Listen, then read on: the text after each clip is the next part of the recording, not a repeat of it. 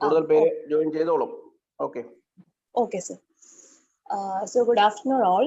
നമുക്കിന്ന് പെത്തോളജിയുടെ ജനറൽ പെത്തോളജിയുടെ കുറച്ച് പോയിന്റ്സ് നോക്കാം. യൂഷ്വലി പെത്തോളജിയുടെ ജനറൽ പെത്തോളജി ആരും അങ്ങനെ നോക്കാറില്ല. കാരണം ക്വസ്റ്റ്യൻസും വളരെ കുറവാണ് വരാറുള്ളത്. 1-2 ക്വസ്റ്റ്യൻസ് നമ്മുടെ എൻട്രൻസ് PG എൻട്രൻസിന് ചോദിച്ചിട്ടുണ്ട്, 1-2 ക്വസ്റ്റ്യൻസ് ഒക്കെ പലപ്പോഴായിട്ട്. അങ്ങനെ അല്ലാതെ ഇത് ചോദിക്കാത്തത് കൊണ്ട് തന്നെ യൂഷ്വലി ആരും നോക്കാത്തൊരു ടോപ്പിക്കാണ്. ബേസിക്കലി നമ്മള് ഒരു ബേസിൽ നിന്നുള്ള ക്വസ്റ്റ്യൻസ് ആണ് ചോദിക്കുന്നതെങ്കിൽ എല്ലാ സബ്ജക്ട്സിന്റെയും ബേസിനെ കുറിച്ച് നമുക്ക് അത്യാവശ്യം ഒരു നോളജ് ഉണ്ടായിരിക്കണം. നമ്മളൊരു ഡിസീസ് പഠിക്കുന്നതിന് മുന്നേ ആണെങ്കിൽ അതിന്റെ അനാറ്റമിക്കൽ ഫീച്ചേഴ്സ് എന്തൊക്കെയാണെന്നും ഫിസിയോളജിക്കൽ ഫാക്ടേഴ്സ് എന്തൊക്കെയാണെന്നും പാത്തോളജിക്കലി എന്താണെന്നും അതും സർജിക്കലും എല്ലാം അറിഞ്ഞാൽ മാത്രമേ നമുക്ക് ശരിക്കും പറഞ്ഞാൽ പ്രാക്ടീസ് ഓഫ് മെഡിസിന്റെ നല്ലൊരു നോളജ് ഉണ്ടാവത്തുള്ളൂ. സോ നമ്മളിങ്ങനെ ചില ടോപ്പിക്സ് മാത്രമേ പഠിക്കുള്ളൂ, അല്ലെങ്കിൽ ചിലത് മാത്രം ഇങ്ങനെ സ്പെസിഫൈ ചെയ്ത് പോകുമ്പോഴേക്കും നമുക്ക് അതിൻ്റെതായ ബേസിക് നോളജ് അത്യാവശ്യം നഷ്ടപ്പെടുക തന്നെ ചെയ്യുന്നത്. അപ്പൊ എല്ലാ സബ്ജക്ട്സും ഈക്വലി ഇമ്പോർട്ടന്റ് ആണ്. ഒന്നിനെയും നമുക്ക് കളയേണ്ട. ഇപ്പൊ ബയോകെമിസ്ട്രി ആണെങ്കിൽ പോലും യൂഷ്വലി ബയോകെമിസ്ട്രിയും എല്ലാവരും അങ്ങനെയൊന്നും നോക്കാറില്ല. പക്ഷെ ബയോകെമിസ്ട്രിയുടെ നോളജ് ഇല്ലെങ്കിൽ കുറെ കാര്യങ്ങൾ നമ്മൾ ബൈഹാർട്ടാണ് ചെയ്യുന്നത് യൂഷ്വലി. അപ്പൊ അതുപോലെ പെത്തോളജിയിലും ബേസിക് ആയ കുറച്ച് കാര്യങ്ങൾ നമ്മൾ അറിഞ്ഞിരിക്കണം. അപ്പൊ അതിന്റെ ഒരു ജനറൽ ഇൻട്രൊഡക്ഷൻ ആണെന്ന് സ്റ്റാർട്ട് ചെയ്തത്. പിന്നെ ചെറിയൊരു സൗണ്ട് അടപ്പുണ്ട്, അതിൻ്റെതായ ഒരു ഡിസ്റ്റർബൻസ് സൗണ്ടിന് ഉണ്ടാവുന്നതുകൊണ്ട് അതിന് സോറി പറയുന്നു. അപ്പൊ നമുക്ക് ഫസ്റ്റ് തന്നെ പെത്തോളജി സ്റ്റാർട്ട് ചെയ്യാം. Okay, first of all normal സെല്ലിനെ കുറിച്ച് നമുക്ക് അറിയാം. എല്ലാവർക്കും അറിയുന്ന കാര്യങ്ങൾ തന്നെയാണ്. പിന്നെ നമുക്കതൊരു MCQ പോയിന്റ് ആയിട്ട് ചോദിക്കുന്ന ചില പോയിന്റ്സ് നമ്മൾ എടുത്തു പറയുന്നതേ ഉള്ളൂ. നോർമലി എല്ലാ മമേലിയൻ സെൽസിലും കോമൺ സ്ട്രക്ചറും കോമൺ ഒരു സ്ട്രക്ചറൽ പ്ലാനും കോമൺ ഫംഗ്ഷനും ഉണ്ടാവും എല്ലാ മമേലിയൻ സെൽസിലും, മാമൽസിലുള്ള എല്ലാ സെൽസിലും. പക്ഷെ ഒരു എക്സെപ്ഷൻ ഉണ്ട്. എക്സെപ്ഷൻസ് യൂഷ്വലി എല്ലാ സബ്ജക്ട്സിലും നമുക്ക് എക്സെപ്ഷൻ ഉള്ള കാര്യങ്ങൾ വളരെ ഇമ്പോർട്ടന്റ് ആയിട്ട് തന്നെ പഠിക്കണം. അതുപോലെ തന്നെ എല്ലാ മമേലിയൻ സെൽസിൽ നിന്നും ഒരു സെല്ലിന് മാത്രം പ്രത്യേകതയുണ്ട്. That is red blood cells അല്ലെങ്കിൽ RBC, which is devoid of nucleus. RBCക്ക് മാത്രം ന്യൂക്ലിയസ് ഇല്ല. സോ MCQ പോയിന്റിൽ ചോദിക്കാൻ പറ്റിയ ഒരു ക്വസ്റ്റ്യൻ ആണ് which cell is devoid of nucleus, that is RBC. RBCക്ക് അകത്താണ് ന്യൂക്ലിയസ് ഇല്ലാത്തത്. ബാക്കി എല്ലാ മമേലിയൻ സെൽസിനും കോമൺ ആയിട്ടുള്ള സ്ട്രക്ചറൽ പ്ലാനും ഉണ്ട്, അതിൻ്റെതായ കോമൺ ഫങ്ഷൻസും ഉണ്ട്. ഓക്കെ, ദെൻ സെല്ലിന്റെ സ്ട്രക്ചർ ഞാൻ റൈറ്റ് സൈഡിൽ പിക്ചറിൽ കാണിച്ചേക്കുന്ന പോലെ എല്ലാവർക്കും അറിയുന്ന ഒരു സെല്ലിന് ഒരു സൈറ്റോപ്ലാസം ഉണ്ട്, ഒരു മൈറ്റോകോൺട്രിയ ഉണ്ട്, ഒരു ന്യൂക്ലിയസ് ഉണ്ട്. ഈ ഒരു ന്യൂക്ലിയസ് ആണ് RBCയിൽ ഇല്ലാത്തത്. ഇതാണ് ഒരു സെൽ സ്ട്രക്ചർ എന്ന് പറയുന്നത്, സൈറ്റോപ്ലാസം, മൈറ്റോകോൺട്രിയ, ന്യൂക്ലിയസ്. ദെൻ അടുത്തത് വളരെ ഇമ്പോർട്ടന്റ് ആയിട്ടൊരു കാര്യമാണ്, ഇതിന്റെ ഒരു സെൽ മെംബ്രെയിൻ ഉണ്ടല്ലോ. ഈ സെൽ മെംബ്രെയിന്റെ കോമ്പോസിഷന് ചോദിച്ചിട്ടുണ്ട് ക്വസ്റ്റ്യൻസ്. ഒരു സെല്ലിന്റെ മെംബ്രെയിന്റെ കോമ്പോസിഷൻ എന്തൊക്കെയാണ്? It is made up of അല്ലെങ്കിൽ കമ്പോസ്ഡ് ഓഫ് ഫോസ്ഫോലിപ്പിഡ്സ്, ഫോസ്ഫറസും ലിപ്പിഡ്സും കൂടെ കമ്പൈൻ ചെയ്ത phospholipids, glycolipids, cholesterol, proteins and carbohydrates. ഈ 5 കോമ്പോസിഷൻ ആണ് ഒരു സെൽ മെംബ്രെയിനെ ഉണ്ടാക്കിയിരിക്കുന്നത്. അപ്പൊ സെൽ മെംബ്രെയിനിൽ എന്തൊക്കെ ചേർന്നാണ് ഉണ്ടാക്കിയിരിക്കുന്നത്? Phospholipids, glycolipids, cholesterol, proteins and carbohydrates. അപ്പം യൂഷ്വലി ക്വസ്റ്റ്യൻസ് വന്നു കഴിഞ്ഞാൽ ലിപ്പിഡ്സും കൊളസ്ട്രോൾസും പ്രോട്ടീൻസും കാർബോഹൈഡ്രേറ്റ്സും എല്ലാം ഉണ്ടെന്നുള്ളൊരു ഇത് ജസ്റ്റ് ഒന്ന് അറിഞ്ഞിരിക്കുക. അപ്പൊ ഈ ഒരു PPT വേറെ പ്രത്യേകിച്ചൊന്നുമില്ല. RBC is devoid of nucleus എന്നും സെൽ മെംബ്രെയിന്റെ കോമ്പോസിഷൻ എന്താണ്? ഗ്ലൈക്കോലിപ്പിഡ്സ് ഉണ്ട്, ഫോസ്ഫോലിപ്പിഡ്സ് ഉണ്ട്, കൊളസ്ട്രോൾ ഉണ്ട്, പ്രോട്ടീൻസ് ഉണ്ട്, കാർബോഹൈഡ്രേറ്റ്സ് ഉണ്ട്. ഇതാണ് ജസ്റ്റ് ഒരു ബേസിക് നോളജ്. ഒരു ബേസ് ക്വസ്റ്റ്യൻ ഒരാൾക്ക് ഇടാൻ തോന്നുകയാണെങ്കിൽ ഈ കോമ്പോസിഷൻ എടുത്ത് ചോദിക്കാം. RBC എന്നുള്ള ക്വസ്റ്റ്യൻ, അത് ഡിവോയ്ഡ് ഓഫ് ന്യൂക്ലിയസ് എന്ന ക്വസ്റ്റ്യനും ചോദിക്കാൻ സാധ്യതയാണ്, കാരണം ഒരു ബേസ് ലെവലിലുള്ള ഒരു ക്വസ്റ്റ്യൻ ആണ്. Then coming in to nucleus, നമ്മൾ ഇപ്പൊ കണ്ട പിക്ചറിലെ ന്യൂക്ലിയസ്, അതിന്റെ അകത്ത് ചോദിച്ചിട്ടുള്ള ക്വസ്റ്റ്യൻ ആണ് നമ്മൾ എടുത്തു പറയുന്നത്. ന്യൂക്ലിയർ മെംബ്രെയിൻ എന്താണ് അതിന്റെ അകത്തുള്ളത്? Nuclear membrane is enclosing nucleoli, nuclear chromatin.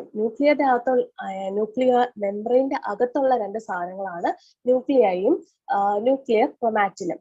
Then DNA of the cell is largely contained. ഇത് ഇമ്പോർട്ടന്റ് ആണ്. നമ്മൾ യൂഷ്വലി നമുക്ക് അറിയുന്ന ഒരു കാര്യം, DNA എന്ന് പറയുന്ന സാധനം ന്യൂക്ലിയസിൽ മാത്രമാണ് ഉള്ളതെന്നാണ് നമ്മൾ വിചാരിക്കുന്നത്. പക്ഷേ a small amount of DNA is present in mitochondria also. So the DNA of the cell is largely contained in the nucleus and a small amount is present in the mitochondria. ഇവിടെ ഒരു question ചോദിക്കാം, DNA, അത് ഒരു സെല്ലിന്റെ DNA എവിടെയാണ് കാണുന്നത്? Option A will be nucleus, option B will be mitochondria, option C എന്ന് പറയുന്ന ബോത്ത് ആയിരിക്കും, ഓപ്ഷൻ ഡി നൺ ആയിരിക്കും. അപ്പം മിക്കവരും ന്യൂക്ലിയസ് മാത്രം കുത്തും. പക്ഷെ ആൻസർ എന്താണ്? Both A and B. കാരണം ലാർജ് എമൗണ്ട് ന്യൂക്ലിയസിലും ഒരു സ്മോൾ എമൗണ്ട് മൈറ്റോകോൺഡ്രിയയിലുമാണ് DNA കാണുന്നത്.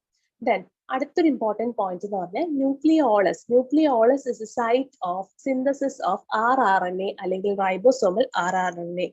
അപ്പം റൈബോസോമൽ RNA അല്ലെങ്കിൽ RRNA എന്ന് പറയുന്ന സാധനം സിന്തസൈസ് ചെയ്യുന്നത് എവിടെയാണെന്ന് ചോദിച്ചു കഴിഞ്ഞാൽ nucleolus. Nucleolus is a site of synthesis of RRNA. അപ്പം ഈ ഒരു സ്ലൈഡിൽ ഇമ്പോർട്ടന്റ് ന്യൂക്ലിയർ മെംബ്രെയിന്റെ അകത്ത് എന്തൊക്കെയുണ്ട്? ന്യൂക്ലിയർ ക്രോമാറ്റിനും ന്യൂക്ലിയോളിയും ഉണ്ട്. DNA എവിടെയാണ് കാണുന്നത്? ലാർജ്ലി ഇൻ ദ ന്യൂക്ലിയസും ഒരു സ്മോൾ എമൗണ്ട് മൈറ്റോകോൺഡ്രിയയിലും. Then site of RRNA synthesis അല്ലെങ്കിൽ റൈബോസോമൽ RNA സിന്തസിസ് എന്ന് പറയുന്നത് ന്യൂക്ലിയോളസ് ആണ്. അപ്പം ഇത്രയാണ് നമുക്ക് ഈ ഒരു സ്ലൈഡിൽ അറിയേണ്ടത്. ഈ ന്യൂക്ലിയോളസിന്റെ കാര്യം ക്വസ്റ്റ്യൻ ആയിട്ട് ചോദിച്ചിട്ടുണ്ട്, DNA ക്വസ്റ്റ്യൻ ആയിട്ട് ചോദിച്ചിട്ടുണ്ട്. അത് നമുക്കല്ലാതെ അലോപ്പതിയിലും ക്വസ്റ്റ്യൻ ചോദിച്ച് കണ്ടിട്ടുണ്ട്, UPSC ലെവലിലും ക്വസ്റ്റ്യൻ ചോദിച്ചിട്ടുണ്ട്. ബേസ് ക്വസ്റ്റ്യൻസ് ആണ്.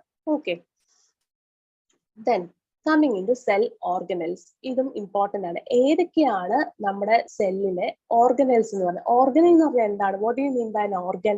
ഓർഗൻ എന്ന് പറഞ്ഞാൽ ഒന്നിൽ കൂടുതലായിട്ടുള്ള ഒരു സ്പെസിഫിക് ഫംഗ്ഷൻ ഉള്ള ഒരു സാധനത്തിനെയാണ് നമ്മൾ എന്താ ഓർഗൻ എന്ന് പറയുന്നത്. ഒന്നിൽ കൂടുതലായിട്ടുള്ള സ്പെസിഫിക് ഫംഗ്ഷൻ ഒരാൾക്ക് ഉണ്ടെങ്കിൽ അതിനെ നമ്മൾ ഓർഗൻ എന്ന് പറയും. സോ സെല്ലിന്റെ അകത്ത് ഒന്നിൽ കൂടുതൽ സ്പെസിഫിക് ഫംഗ്ഷൻ ഉള്ള സാധനങ്ങളെയാണ് നമ്മൾ എന്ത് പറയുന്നത്?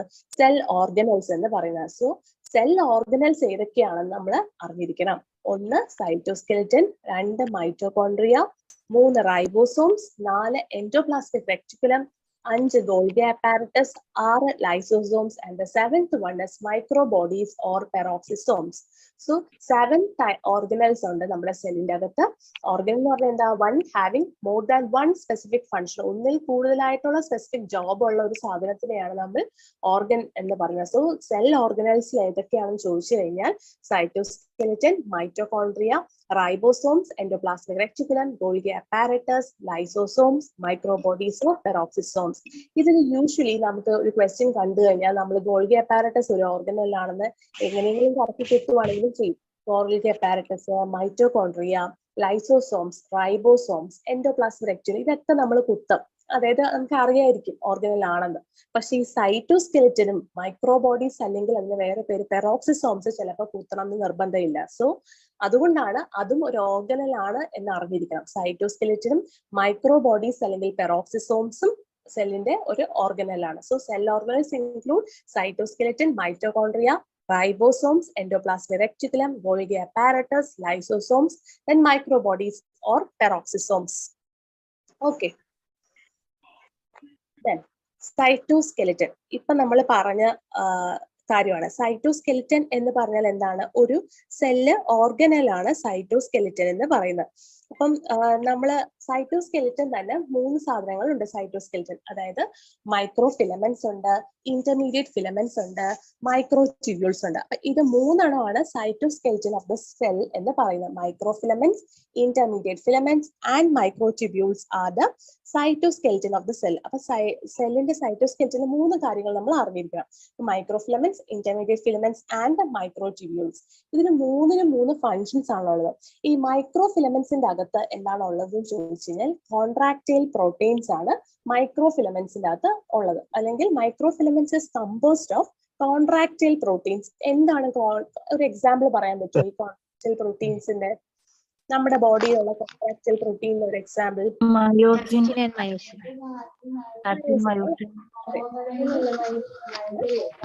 Actin and myosin examples.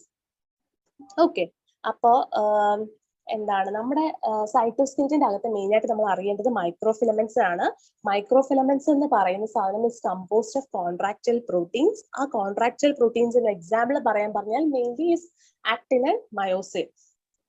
ഈ മൈക്രോഫിലമെന്റ്സിന്റെ മെയിൻ പ്രത്യേകത എന്ന് പറഞ്ഞാൽ ഒരു സെല്ലിന്റെ അബ്സോർപ്റ്റീവ് സർഫസിന്റെ സൈസ് കൂട്ടുക അല്ലെങ്കിൽ എന്താ ആ ഒരു അബ്സോർപ്ഷൻ നടക്കേണ്ട ആ ഒരു സ്പേസ് കൂട്ടുന്നതാണ് ഈ മൈക്രോഫിലമെന്റ്സിന്റെ പ്രത്യേകത. So it increases the absorptive surface of the cells. ഒരു സെല്ലിന്റെ അകത്ത് അബ്സോർപ്ഷൻ നടക്കേണ്ട സർഫസ് കൂട്ടാനാണ് ഈ മൈക്രോഫിലമെന്റ്സിന്റെ function. So if somebody ask you what is the function of a microfilaments എങ്ങനെയാണ് അതിന്റെ അബ്സോർപ്ഷൻ കൂട്ടുന്നത്? They forms a microvilli form ചെയ്തിട്ട് they increases the absorptive surface of the cells. ഒന്നും കൂടി പറയാം. മൈക്രോഫിലമെന്റ്സ് എന്ന് പറയുന്ന സാധനം is composed of contractile filaments. ആ ഒരു കൺട്രാക്റ്റൈൽ ഫിലമെന്റ്സ് അല്ല, കൺട്രാക്റ്റൈൽ പ്രോട്ടീൻസ്. ആ പ്രോട്ടീൻസ് എന്തൊക്കെയാണ്? ആക്ടിനും മയോസിനും. ഈ മൈക്രോഫിലമെന്റ്സിന്റെ പ്രത്യേകത they increases the absorptive surface of the cell. ഒരു സെല്ലിന്റെ അകത്തുള്ള അബ്സോർപ്ഷൻ ചെയ്യുന്ന സർഫസിനെ കൂട്ടുകയാണ് ചെയ്യുന്നത്. എങ്ങനെയാണ്? ത്രൂ ദ മൈക്രോവില്ലൈ ഉണ്ടാകുന്നത് ഈ മൈക്രോഫിലമെന്റ്സിൽ നിന്നാണ്. അങ്ങനെ അതുവഴി ഒരു സെല്ലിന്റെ അബ്സോർപ്റ്റീവ് സർഫസ് കൂട്ടുകയാണ് ഈ മൈക്രോഫിലമെന്റ്സ് ചെയ്യുന്നത്. ഓക്കെ, എന്തെങ്കിലും ഡൗട്ട് ഉണ്ടോ മൈക്രോഫിലമെന്റ്സിൽ? എന്തെങ്കിലും ഡൗട്ട് ഉണ്ടോ മൈക്രോഫിലമെന്റ്സിൽ? അടുത്തതിലോട്ട് പറയട്ടെ, ഇന്റർമീഡിയറ്റ് ഫിലമെന്റ്സ്. ആർക്കെങ്കിലും ഒന്നും കൂടി പറയണമെന്നുണ്ടോ മൈക്രോഫിലമെന്റ്സ്?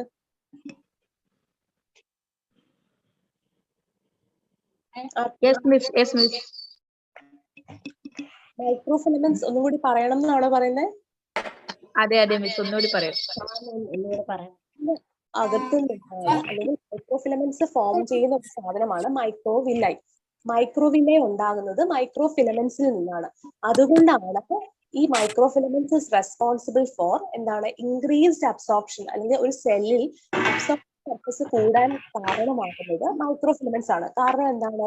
മൈക്രോഫിലമെന്റ്സ് ഫോംസ് മൈക്രോവില്ലയിൽ നിന്നാണ് നമ്മളൊരു സെല്ല് അബ്സോർപ്ഷൻ നടക്കുന്നത്. അപ്പം മൈക്രോവില്ലൈ ഉണ്ടാക്കുന്നത് കൊണ്ട് ആ സെല്ലിന്റെ അബ്സോർപ്റ്റീവ് സർഫസ് കൂടാൻ കാരണം മൈക്രോഫിലമെന്റ്സ് ആണ്. Clear? Yes. Okay, then coming to intermediate filaments എന്ന് പറയുന്ന സാധനം ശരിക്കും പറഞ്ഞു കഴിഞ്ഞാൽ അത് അതിന്റെ പേര് തന്നെ പോലെ തന്നെ ഇന്റർമീഡിയറ്റ് അല്ല, integrate the cell organelles. Integrate എന്ന് പറഞ്ഞാൽ എന്താ? എല്ലാം കൂടി ഒരുമിച്ച് വെക്കുക, എല്ലാ സെൽ ഓർഗനൽസിനെയും ഓർഗനൈസ് ചെയ്ത് വെക്കാനാണ് ഇന്റർമീഡിയറ്റ് ഫിലമെന്റ്സിന്റെ ഒരു ഫംഗ്ഷൻ. അതിനൊരു എക്സാമ്പിൾ ആയിട്ട് പറയുകയാണെങ്കിൽ ഡെസ്മിൻ ഒരു ഇന്റർമീഡിയറ്റ് ഫിലമെന്റ് ആണ്. DESMIN desmin. പിന്നെ കെരാറ്റിൻ, നമ്മുടെ ഹെയറിൽ കാണുന്ന കെരാറ്റിൻ ഒരു ഇന്റർമീഡിയറ്റ് ഫിലമെന്റ്സിന്റെ എക്സാമ്പിൾ ആണ്. എന്താണ് എന്റെ മെയിൻ പ്രത്യേകത പറഞ്ഞാൽ ദേ ഇന്റഗ്രേറ്റ് ദ സെൽ ഓർഗനൽസിനെ അടുക്കി ഒതുക്കി വെക്കുക. അതാണ് ഇന്റർമീഡിയറ്റ് ഫിലമെന്റ്സിന്റെ പ്രത്യേകത. മൈക്രോഫിലമെന്റ്സ് എന്തായിരുന്നു? മൈക്രോവില്ലൈ ഉണ്ടാക്കി എന്താണ് ചെയ്യുന്നത്? അബ്സോർപ്റ്റീവ് സർഫസ് കൂട്ടുകയാണ് ചെയ്യുന്നത്. ഇന്റർമീഡിയറ്റ് ഫിലമെന്റ്സിനാണെങ്കിലോ സെൽ ഓർഗനൽസ് എല്ലാത്തിനും ഇന്റഗ്രേറ്റ് ചെയ്യുന്ന ഫംഗ്ഷൻ ആണ് ഇന്റർമീഡിയറ്റ് ഫിലമെന്റ്സിനുള്ളത്. അതിന് എക്സാമ്പിൾ ആണ് കെരാറ്റിനും ഡെസ്മിനും. Then coming into മൈക്രോട്യൂബ്യൂൾസിന്റെ അകത്ത് പേരിൽ പോലെ തന്നെ പ്രോട്ടീൻ ഉള്ളത് ട്യൂബുലിൻ ആണ്. TUBULIN ട്യൂബുലിൻ എന്ന പ്രോട്ടീൻ ആണ് മൈക്രോട്യൂബ്യൂൾസിനുള്ളത്. അത് എന്താണ് എന്റെ മെയിൻ പ്രത്യേകത എന്ന് പറഞ്ഞാൽ they have a role in cell locomotion. അതായത് സെൽസ് തമ്മിൽ നീങ്ങാനായിട്ട് ആവശ്യമുള്ള ഒരു സാധനമാണ് എന്താണ്? Microtubules have a role in the locomotion of the cells. അപ്പൊ സെൽസിന്റെ അകത്തെ മൂവ്മെന്റ്, അപ്പൊ അതിനൊരു എക്സാമ്പിൾ ആയിട്ട് നിങ്ങൾക്ക് പറയാമോ? അതിനൊരു സീലിയ, ഫ്ലജല, അതെല്ലാത്തിനകത്തും മൈക്രോട്യൂബ്യൂൾസ് കാണണം. മൈക്രോട്യൂബ്യൂൾസ് ആണ് ഒരു സെൽസിൽ നമ്മൾ ലോക്കോമോഷൻ ഹെൽപ്പ് ചെയ്യാന്ന് പറഞ്ഞു. അപ്പൊ അത് എവിടെയൊക്കെ കാണും എന്ന് പറഞ്ഞു? സീലിയയിൽ കാണും, ഫ്ലജലയിൽ കാണും, അവിടെയൊക്കെ മൈക്രോട്യൂബ്യൂൾസ് കാണും. അപ്പൊ ഈ മൈക്രോട്യൂബ്യൂൾസിന് ഡിഫക്റ്റ് ആയി കഴിഞ്ഞാൽ നമ്മളൊരു സിൻഡ്രോം പഠിച്ചിട്ടുണ്ട്. എന്താണ് സിൻഡ്രോം എന്നറിയാമോ? സിസ്റ്റിക് ഫൈബ്രോസിസിൽ കാണുന്ന ഒരു സിൻഡ്രോം ആണ്. കാർട്ടാജിനസ് സിൻഡ്രോമിൽ നമ്മൾ പറയാറില്ലേ, നമ്മളെ സീലിയയിൽ പ്രശ്നം വരുന്നത്. സീലിയയിൽ എന്തുകൊണ്ടാണ് പ്രശ്നം വരുന്നത്? ഈ മൈക്രോട്യൂബ്യൂൾസിന് പ്രശ്നം വരുന്നത്. ഈ മൈക്രോട്യൂബ്യൂൾസ് ആണ് ശരിക്കും പറഞ്ഞ പ്രശ്നം. മൈക്രോട്യൂബ്യൂൾസിന്റെ പ്രശ്നം എന്ന് പറഞ്ഞാൽ എന്താ? ട്യൂബുലിൻ പ്രോട്ടീൻ ആണ് പ്രശ്നം വരുന്നത്. ഓക്കെ, മൈക്രോട്യൂബ്യൂൾസിന്റെ അകത്തുള്ള പ്രോട്ടീൻ ആണ് ട്യൂബുലിൻ പ്രോട്ടീൻ. ഈ മൈക്രോട്യൂബ്യൂൾസ് കാണുന്ന സ്ഥലങ്ങളാണ് സീലിയ, ഫ്ലജല, സെൻട്രിയോൾസ്, മൈറ്റോട്ടിക് സ്പിൻഡിൽസ്, അവിടെയൊക്കെയാണ് ഈ മൈക്രോട്യൂബ്യൂൾസ് കാണുന്നത്. അപ്പൊ അവിടെ എന്തെങ്കിലും പ്രശ്നം വന്നു കഴിഞ്ഞാലാണ് സീലിയ പ്രോപ്പർ ആയിട്ട് ഫങ്ഷൻ ചെയ്യാത്തത്, അല്ലെങ്കിൽ ഫ്ലജലേറ്റഡ് ആയിട്ടുള്ള മൂവ്മെന്റ്സ് ഒന്നും മര്യാദയ്ക്ക് നടക്കത്തില്ല. അപ്പോഴാണ് അവിടെ പ്രശ്നം. അപ്പൊ കാർട്ടാജിന സിൻഡ്രോം വരാം. അതല്ലാതെ സ്പെർം മോട്ടിലിറ്റി ഇമ്പയർഡ് ആകുന്നതൊക്കെ ഈ മൈക്രോ ട്യൂബ്യൂൾസിന്റെ ഡാമേജ് വരുന്നത്, അതായത് ട്യൂബുലിൻ പ്രോട്ടീൻ എന്തെങ്കിലും പ്രശ്നം വരുന്നത്. അപ്പൊ നമ്മൾ ആക്ച്വലി ബേസ് പറയാതെ നമ്മൾ എപ്പോഴും പറയും സീലിയറി ഡാമേജ് അല്ലെങ്കിൽ സീലിയർ മൂവ്മെന്റിന് പ്രശ്നമാണ്. പക്ഷെ അത് ശരിക്കും പറഞ്ഞാൽ എന്തിനാണ് റിഫ്ലക്ട് ചെയ്യുന്നത്? ട്യൂബുലിൻ പ്രോട്ടീൻ എന്ന പ്രശ്നമുണ്ട്. ആ ട്യൂബുലിൻ പ്രോട്ടീൻ ഏത് കമ്പോസ് ചെയ്യുന്ന മൈക്രോ ട്യൂബ്യൂൾസിന്റെ അകത്താണ് ഈ ട്യൂബുലിൻ പ്രോട്ടീൻ ഉള്ളത്. ഈ ട്യൂബുലിൻ പ്രോട്ടീൻ എന്തെങ്കിലും പ്രശ്നം വന്നു കഴിഞ്ഞാൽ മൈക്രോ ട്യൂബ്യൂൾസ് ഡിഫക്റ്റീവ് ആവും. ഈ മൈക്രോ ട്യൂബ്യൂൾസ് എവിടെയാണ് ഇരിക്കുന്നത്? സീലിയ, ഫ്ലജല, സെൻട്രിയോൾസ്, അവിടെയൊക്കെയാണ് ഈ മൈക്രോ ട്യൂബ്യൂൾസ് ഇരിക്കുന്നത്. ക്ലിയർ? ഇത് ശരിക്കും പറഞ്ഞാൽ നമ്മുടെ ഹർഷ് മോഹനിലെ ഫസ്റ്റ് ചാപ്റ്ററിൽ തന്നെ പറയുന്ന സാധനങ്ങൾ ഞാൻ ജസ്റ്റ് ഇങ്ങനെ എടുത്ത് എഴുതി നോട്ട്സ് ആക്കി വെച്ചിരിക്കുന്നേ ഉള്ളൂ. നമ്മുടെ സാധാരണ ഹർഷ് മോഹൻ ടെക്സ്റ്റിനകത്തുള്ള സാധനങ്ങൾ മാത്രമേ ഞാൻ പറയുന്നുള്ളൂ. വേറെ കുറച്ച് സാധനങ്ങൾ മാത്രമേ ഞാനിങ്ങനെ ഗൈഡ് ബുക്സ് എന്നൊക്കെ ഉള്ള എഡിഷൻസ് പറയുന്നുള്ളൂ. ഈ സൈറ്റോസ്കെൽറ്റിനെ കുറിച്ചൊക്കെ നമ്മുടെ ഹർഷ് മോഹൻസിൽ വ്യക്തമായിട്ട് പറഞ്ഞിട്ടുണ്ട്. എന്താണ് മൈക്രോ ഫിലമെന്റ്സ്, എന്താണ് ഇന്റർമീഡിയറ്റ് ഫിലമെന്റ്സ്, എന്താണ് മൈക്രോ ട്യൂബ്യൂൾസ് എന്ന്. സോ ഫസ്റ്റ് ഓഫ് ഓൾ ഒന്നുകൂടി പറയാം. മൈക്രോ ഫിലമെന്റ്സ് എന്ന് പറയുന്ന സാധനം കമ്പോസ്റ്റ് ഓഫ് എന്താണ് contractile proteins, mainly actin and myosin. ഈ micro filaments forms a micro villi which increases the absorptive surface of the cells. Then coming into intermediate filaments. Intermediate filaments പ്രത്യേകത എന്താണ്? Cell ഓർഗനൽസിനെ എല്ലാം അടുക്കി പറക്കി ഇന്റഗ്രേറ്റ് ചെയ്ത് വെക്കുക, ഒരുമിച്ച് വെക്കുക. എക്സാമ്പിൾ ഇസ് കെരാറ്റിനും ഡെസ്മിനും. Then microtubules. മൈക്രോട്യൂബ്യൂൾസിന്റെ അകത്തുള്ള പ്രോട്ടീൻ ആണ് ട്യൂബുലിൻ പ്രോട്ടീൻ. ഇത് എവിടെയൊക്കെയാണ് ഈ മൈക്രോട്യൂബ്യൂൾസ് കാണുന്നത്? Centrioles, cilia, flagella, mitotic spindles, അവിടെയൊക്കെ ഈ മൈക്രോ ട്യൂബ്യൂൾസ് കാണും. They have a role in locomotion of the cells. അപ്പം എന്തെങ്കിലും ഈ മൈക്രോട്യൂബ്യൂൾസിന് ഡിഫക്റ്റ് ഉണ്ടെങ്കിൽ they causes impaired sperm motility അല്ലെങ്കിൽ കാർട്ടാജിന സിൻഡ്രോംസ് ഉണ്ടാകാം. Okay, clear? അടുത്ത സ്ലൈഡിലോട്ട് പോട്ടെ.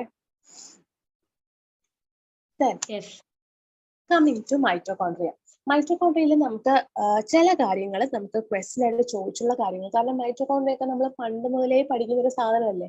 അപ്പൊ അതിലെ കുറച്ച് കാര്യങ്ങൾ മാത്രം ക്വസ്റ്റ്യൻ ചോദിച്ചിട്ടുള്ള സാധനങ്ങൾ മാത്രം ഞാൻ ഇവിടെ എഴുതിയേക്കുന്നുള്ളൂ. ആദ്യം ഞാൻ ഫസ്റ്റ് തന്നെ പറഞ്ഞിരുന്നു മൈറ്റോകോൺട്രിയയിലാണ് DNA എന്താ പറയാ ന്യൂക്ലിയസ് ഉണ്ടെങ്കിലും ന്യൂക്ലിയസിന് അകത്താണെങ്കിലും small amount seen in mitochondria എന്ന് പറഞ്ഞു. അത് നമ്മുടെ മൈറ്റോകോൺട്രിയയുടെ ഒരു പ്രത്യേകത, they undergo changes in their configuration during the energized state. അതായത് എന്തെങ്കിലും ഒരു എനർജി റിക്വയറിംഗ് പ്രോസസ് നമ്മുടെ ബോഡിയിൽ നടക്കുമ്പോൾ this mitochondria will undergo configurational changes. Configurational changes പറഞ്ഞാൽ എന്താ? എന്തോ അതിനൊരു കോൺഫിഗറേഷൻ നമ്മൾ പറയത്തില്ലേ, കമ്പ്യൂട്ടർ ഒക്കെ കോൺഫിഗറേഷൻ ചേഞ്ച് ചെയ്യുന്നു. അങ്ങനത്തെ ഒരു ചേഞ്ചസ്, അകത്തൊരു ഇന്റേണൽ ചേഞ്ചസ് നടക്കുന്നുണ്ട് മൈറ്റോകോൺട്രിയയിൽ. ഇപ്പോൾ ഡ്യൂറിങ് ആൻ എനർജൈസ്ഡ് സ്റ്റേറ്റ് അല്ലെങ്കിൽ നമ്മളുടെ എനർജി റിക്വയറിംഗ് സ്റ്റേറ്റ് അല്ലെങ്കിൽ എനർജി പ്രൊഡ്യൂസ് ചെയ്യുന്ന ഒരു സ്റ്റേറ്റിൽ മൈറ്റോകോൺട്രിയയുടെ അകത്ത് കുറെ ഒരു കോൺഫിഗറേഷണൽ ചേഞ്ചസ് ഉണ്ടാകുന്നു. അത് എങ്ങനെയാണ് ഉണ്ടാകുന്നത്? By the alteration in the matrix and the intercristal spaces. മൈറ്റോകോൺട്രിയയുടെ അകത്തുള്ള മാട്രിക്സിലും ഇന്റർക്രിസ്റ്റൽ സ്പേസസിലും ചില ചേഞ്ചസ് വരുത്തിയാണ് ഒരു എനർജി റിക്വയറിംഗ് പ്രോസസ്സ് നമ്മുടെ ബോഡിയിൽ നടക്കുമ്പോൾ ഒരു കോൺഫിഗറേഷണൽ ചേഞ്ചസ് മൈറ്റോകോൺട്രിയ ഉണ്ടാക്കുന്നത്. So they undergo changes in the കോൺഫിഗറേഷണൽ state during an energized state by the alteration in matrix and the intercrystal spaces. ഒന്നുമില്ല, ജസ്റ്റ് അറിഞ്ഞിരിക്കേണ്ട കാര്യങ്ങൾ അതെങ്ങനെയാണ് കോൺഫിഗറേഷൻ ചേഞ്ച്. ഒന്ന് ഇന്റർക്രിസ്റ്റൽ സ്പേസിലും മാട്രിക്സിലും ഓൾട്ടറേഷൻ സംഭവിച്ചുകൊണ്ടാണ് അത് കോൺഫിഗറേഷൻ ചേഞ്ച് ഉണ്ടാക്കുന്നത്. ഇനി ഈ എനർജൈസ്ഡ് സ്റ്റേറ്റിൽ അത് എന്ത് ഫംഗ്ഷനാണ് പെർഫോം ചെയ്യുന്നത്? They perform oxidative phosphorylation. ഓക്സിജനിലെ പ്രസന്റിൽ ഏതെങ്കിലും ഒരു സാധനത്തിലോട്ട് ഫോസ്ഫറസ് ആഡ് ചെയ്യുന്നുണ്ട്. They perform oxidative phosphorylation during an energized state. അതായത് ഒരു എനർജി റിക്വയറിംഗ് പ്രോസസ് അല്ലെങ്കിൽ ഒരു ആക്റ്റീവായിട്ടൊരു പ്രോസസ് നമ്മുടെ ബോഡിയിൽ നടക്കുമ്പോൾ മൈറ്റോകോൺട്രിയയുടെ ഫംഗ്ഷൻ എന്താണ്? ദേ പെർഫോം ഓക്സിഡേറ്റീവ് ഫോസ്ഫോറിലേഷൻ. ഇമ്പോർട്ടൻറ്റ്, ഇത് ക്വസ്റ്റ്യൻ ചോദിച്ചിട്ടുണ്ട്. മൈറ്റോകോൺട്രിയയുടെ ഫംഗ്ഷൻ എന്താണ്? ഓക്സിഡേറ്റീവ് ഫോസ്ഫോറിലേഷൻ നടക്കുന്നതാണ് അതിന്റെ ഫംഗ്ഷൻ. അതുവഴി നമ്മുടെ ബോഡിയിൽ എന്ത് സംഭവിക്കുന്നു? ഫ്രീ റാഡിക്കൽസ് ഉണ്ടാകുന്നു. They generate the free radicals. Important. So മൈറ്റോകോൺട്രിയയിൽ നമുക്ക് കുറച്ച് കാര്യങ്ങളെ അറിയേണ്ടതുള്ളൂ. എന്ത് ഫംഗ്ഷനാണ് നടക്കുന്നത്? ഓക്സിഡേറ്റീവ് ഫോസ്ഫോറിലേഷൻ നടക്കുന്നത്. പിന്നെ ഒരു എനർജൈസ്ഡ് സ്റ്റേറ്റിൽ ഒരു കോൺഫിഗറേഷണൽ ചേഞ്ചസ് നടക്കുന്നുണ്ട് by the alteration the matrix in the intercristal spaces. And ഈ മൈറ്റോകോൺട്രിയ എന്താണ് ജനറേറ്റ് ചെയ്യുന്നത്? ഫ്രീ റാഡിക്കൽസ് ജനറേറ്റ് ചെയ്യുന്നുണ്ട്. പിന്നെ they have DNA and ribosomes. മൈറ്റോകോൺട്രിയയ്ക്ക് DNA ഉണ്ട്, റൈബോസോംസും ഉണ്ട്. Okay, next endoplasmic reticulum. നമ്മൾ ഓരോ ഓർഗനലിലും ചില ഇമ്പോർട്ടന്റ് പോയിന്റ്സ് നമ്മൾ അറിഞ്ഞിരിക്കേണ്ട കാര്യങ്ങൾ പറയുന്നു. നമുക്ക് കുഞ്ഞുനാൾ മുതലേ അറിയാം എൻഡോപ്ലാസ്മിക് റെക്ടിക്കുലത്തിലാണ് എന്താ കുഞ്ഞുനാൾ ഇൻ ദ സെൻസ് നമ്മൾ 10th 11th 12th ബയോളജിയിലൊക്കെ പഠിക്കുന്ന എൻഡോപ്ലാസ്മിക് റെക്ടിക്കുലത്തിലെ functions manufacture of the protein manufacturing ആണ് എൻഡോപ്ലാസ്മിക് റെക്ടിക്കുലത്തിന്റെ ഫങ്ഷൻ. അത് 2 ടൈപ്പ് ഉണ്ടെന്ന് അറിയാം, smooth and rough endoplasmic reticulum ഉണ്ട്. ഈ റഫ് എൻഡോപ്ലാസ്മിക് റെക്ടിക്കുലം എന്താണ്? They are well developed in cells active in protein synthesis. Protein synthesis ഏറ്റവും ആക്റ്റീവ് ആയിട്ട് ആവശ്യമുള്ള സ്ഥലത്താണ് rough endoplasmic reticulum well developed ചെയ്തിട്ടുള്ളത്. എക്സാമ്പിൾ പറയുകയാണെങ്കിൽ Nissl granules of the nerve cells and the Russell bodies of the plasma cells. Plasma സെൽസിന്റെ അകത്തുള്ള Russell ബോഡീസിലും Nissl granules of the nerve സെൽസിലുമാണ് rough endoplasmic reticulum well developed ആയിട്ടുള്ളത്. Important.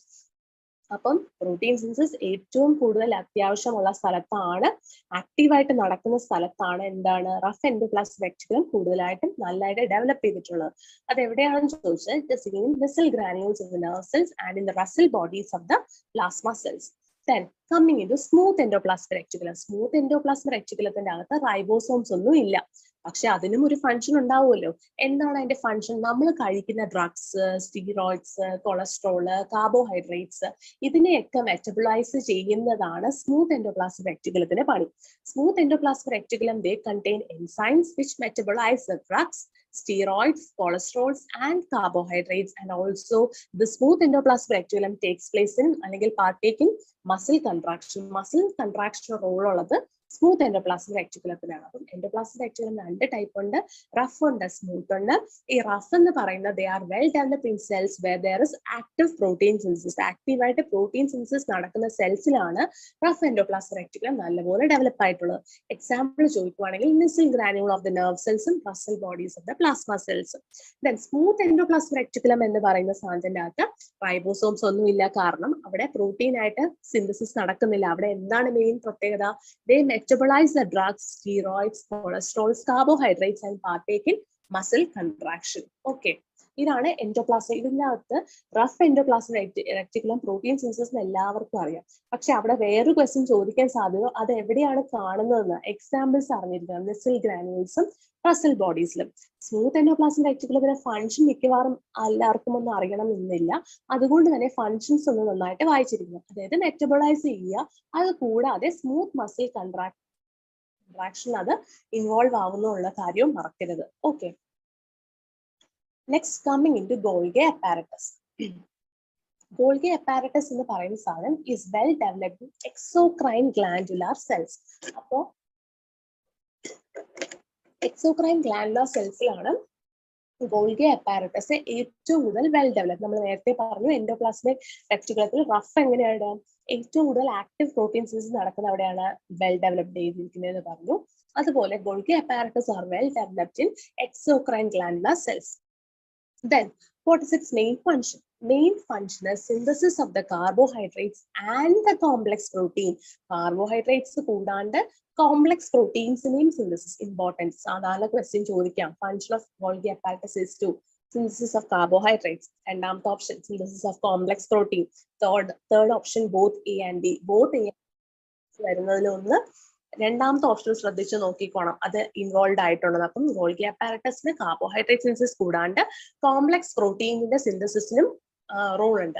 And they also packages the protein എവിടെ ഉണ്ടായ protein rough endoplasmic റെക്ടിക്കുലത്തിൽ ഉണ്ടായ proteins എല്ലാം pack ആക്കി ഒരു വെസിക്കിൾസിന്റെ രൂപത്തിലാക്കി മാറ്റുന്നതും ഗോൾഗി അപ്പാരറ്റസ് ആണ്. അപ്പൊ ഗോൾഗി അപ്പാരറ്റസിന് 3 ഫംഗ്ഷൻ ആണ് ഉള്ളത്. ഒന്ന് സിന്തസിസ് ഓഫ് കാർബോഹൈഡ്രേറ്റ്സ്, ഒന്ന് synthesis of complex protein, and also the packaging of the protein which was synthesised in the rough endoplasmic reticulum into the vesicles. കുഞ്ഞു ബാഗായിട്ട് കെട്ടി വെച്ചേക്കാന്ന് ഓർക്കുക.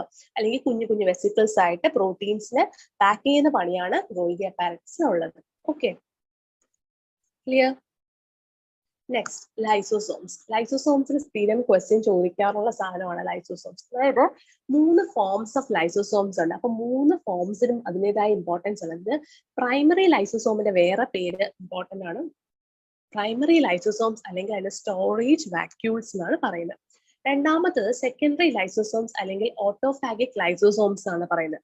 Then third one is residual bodies. ഈ residual bodies എന്ന് പറഞ്ഞാൽ rest over സാധനം, നമ്മളെ lysosome degrade ചെയ്ത് കഴിഞ്ഞാലും ബാക്കി കുറച്ച് ലെഫ്റ്റ് ഓവർ സാധനങ്ങൾക്ക് ഉണ്ടാവും. ആ സാധനത്തെയാണ് നമ്മൾ റെസിഡുവൽ ബോഡീസ് എന്ന് പറയുന്നത്. സോ 3 ഫോംസ് ഓഫ് ലൈസോസോംസ് ഉണ്ട്. ഒന്ന് പ്രൈമറി ലൈസോസോംസ് അല്ലെങ്കിൽ സ്റ്റോറേജ് വാക്യൂൾസ്, സെക്കൻഡറി ലൈസോസോംസ് അല്ലെങ്കിൽ ഓട്ടോഫാഗിക് ലൈസോസോംസ്, മൂന്നാമത്തെ residual bodies which are leftover particles after degradation of the lysosome. Example for residual bodies important ചോദിച്ചിട്ടുണ്ട് നമ്മുടെ എൻട്രൻസ് PG എൻട്രൻസ് ആണ് ചോദിച്ചിട്ടുള്ളത് എന്ന് തോന്നുന്നു. ലിപ്പോഫ്യൂസിൻ. ലിപ്പോഫ്യൂസിൻ എന്ന് പറയുന്ന ഒരു റെസിഡുവൽ ബോഡിയാണ്. അത് ലൈസോസോം ഡീഗ്രേഡ് ചെയ്തതിനു ശേഷം ലെഫ്റ്റ് ഓവർ ആയിട്ടുള്ള സാധനമാണ്. So lipofuscin is important. First one is storage vacuole, second one is autophagic lysosomes, and third one is residual bodies. അല്ലെങ്കിൽ an example പറയുകയാണെങ്കിൽ ലിപ്പോഫ്യൂസിൻ. Then just ഒരു പോയിന്റ് തോന്നുന്നു, സെൻട്രിയോൾ അല്ലെങ്കിൽ സെൻട്രോസോമിന്റെ ഫംഗ്ഷൻ എന്താണ്? To form the cilia and the flagella. എല്ലാവർക്കും അറിയുന്ന കാര്യം ജസ്റ്റ് പറഞ്ഞു. Centriole centrosome forms cilia and the flagella. Then very important, 4 types of intercellular junction. നമുക്കിപ്പം കുറെ സെൽസ് നമ്മുടെ ബോഡിയിലുണ്ടല്ലോ. അപ്പൊ ആ സെല്ലുകൾ തമ്മിൽ പരസ്പരം ഒരു കമ്മ്യൂണിക്കേഷൻ ഉണ്ടാവണമല്ലോ. അങ്ങനെയാണല്ലോ നമ്മുടെ ബോഡിയിലെ പല കാര്യങ്ങളും നടക്കുന്നത്. പല കാര്യം എന്നല്ല, എല്ലാ കാര്യങ്ങളും നടക്കുന്നത്. സോ അതിനെ കമ്മ്യൂണിക്കേറ്റ് ചെയ്യാൻ വേണ്ടി 4 ടൈപ്പ് ഓഫ് ജംഗ്ഷൻസ് ആണ് നമ്മുടെ ബോഡിയിൽ സെല്ലുകൾ തമ്മിലുള്ളത്. ഇന്റർ സെല്ലാർ എന്ന് പറഞ്ഞാൽ സെല്ലുകൾ തമ്മിലുള്ള, ഇൻട്രാ എന്ന് പറയുമ്പോൾ സെല്ലിന്റെ അകത്ത്, ഇന്റർ എന്ന് പറയുമ്പോൾ ഒരു സെല്ലും മറ്റൊരു സെല്ലും തമ്മിലുള്ള ജംഗ്ഷനാണ് ഇന്റർ സെല്ലാർ ജംഗ്ഷൻ എന്ന് പറയുന്നത്. അപ്പൊ 4 ടൈപ്പ് ഓഫ് ജംഗ്ഷനിൽ ഫസ്റ്റ് വൺ ഇസ് ഒക്ലൂഡിംഗ് ജംഗ്ഷൻസ് അല്ലെങ്കിൽ സോണുല ഒക്ലൂഡൻസ്. ഒക്ലൂഡിംഗ് ജംഗ്ഷൻസ് അല്ലെങ്കിൽ സോണുല ഒക്ലൂഡൻസ്. രണ്ടാമത്തേത് അദറിംഗ് ജംഗ്ഷൻസ് അല്ലെങ്കിൽ സോണുല അദറൻസ്. Then third one is desmosomes അല്ലെങ്കിൽ macula densa, and the fourth one is gap junction അല്ലെങ്കിൽ nexus. അപ്പോ 4 ടൈപ്പ് ഓഫ് ജംഗ്ഷൻ ആണ് നമ്മുടെ ബോഡിയിലുള്ളത്. ഇതിൽ ഇമ്പോർട്ടന്റ് ആയിട്ട് പറയാനുള്ളത് നെക്സസ് ക്വസ്റ്റ്യൻ ചോദിച്ചിട്ടുണ്ട്. നെക്സസ് എന്ന് പറഞ്ഞാൽ ഗ്യാപ് ജംഗ്ഷന്റെ വേറെ പേരാണ് നെക്സസ്. അപ്പം അത് ആലോചിക്കുക. നെക്സസ് എന്ന് പറയുന്നത് ഗ്യാപ് ജംഗ്ഷന്റെ വേറെ പേരാണ്. ഇനി ഡെസ്മോസോംസ് ഇമ്പോർട്ടന്റ് ആണ്. ക്ലിനിക്കൽ അനാട്ടമി എന്ന് പറയുന്ന പോലെ നമ്മൾ ക്ലിനിക്കലി റിലേറ്റഡ് ആയിട്ടുള്ള സാധനം, ക്ലിനിക്കൽ ഇമ്പോർട്ടൻസ് ഉള്ള സാധനമാണ് ഡെസ്മോസോംസ്. പിന്നെ ഒക്ലൂഡിംഗ് ജംഗ്ഷൻ, അദറിംഗ് ജംഗ്ഷൻ, ഇതെല്ലാം എന്താണെന്ന് ജസ്റ്റ് പറഞ്ഞു പോകാം. Occluding junction. Hello, occluding junction പേരിൽ തന്നെ പറയുന്നുണ്ട്. Whether it is permeable or impermeable. പറഞ്ഞേ first, whether it is permeable or impermeable to macromolecules. Impermeable. Occluding എന്ന് പറഞ്ഞാൽ അടഞ്ഞിരിക്കുക. So it is impermeable to macromolecules. ഇനി ഇമ്പോർട്ടന്റ്, അത് എവിടെയൊക്കെയാണ് കാണുന്നത്? മാക്രോമോളിക്യൂൾസിനെ അലോ ചെയ്യാത്ത ജംഗ്ഷൻസ് എവിടെയൊക്കെയാണ് കാണുന്നത്? Important, vascular endothelium in the brain. ബ്രെയിനിൽ അലോ ചെയ്യാറില്ല.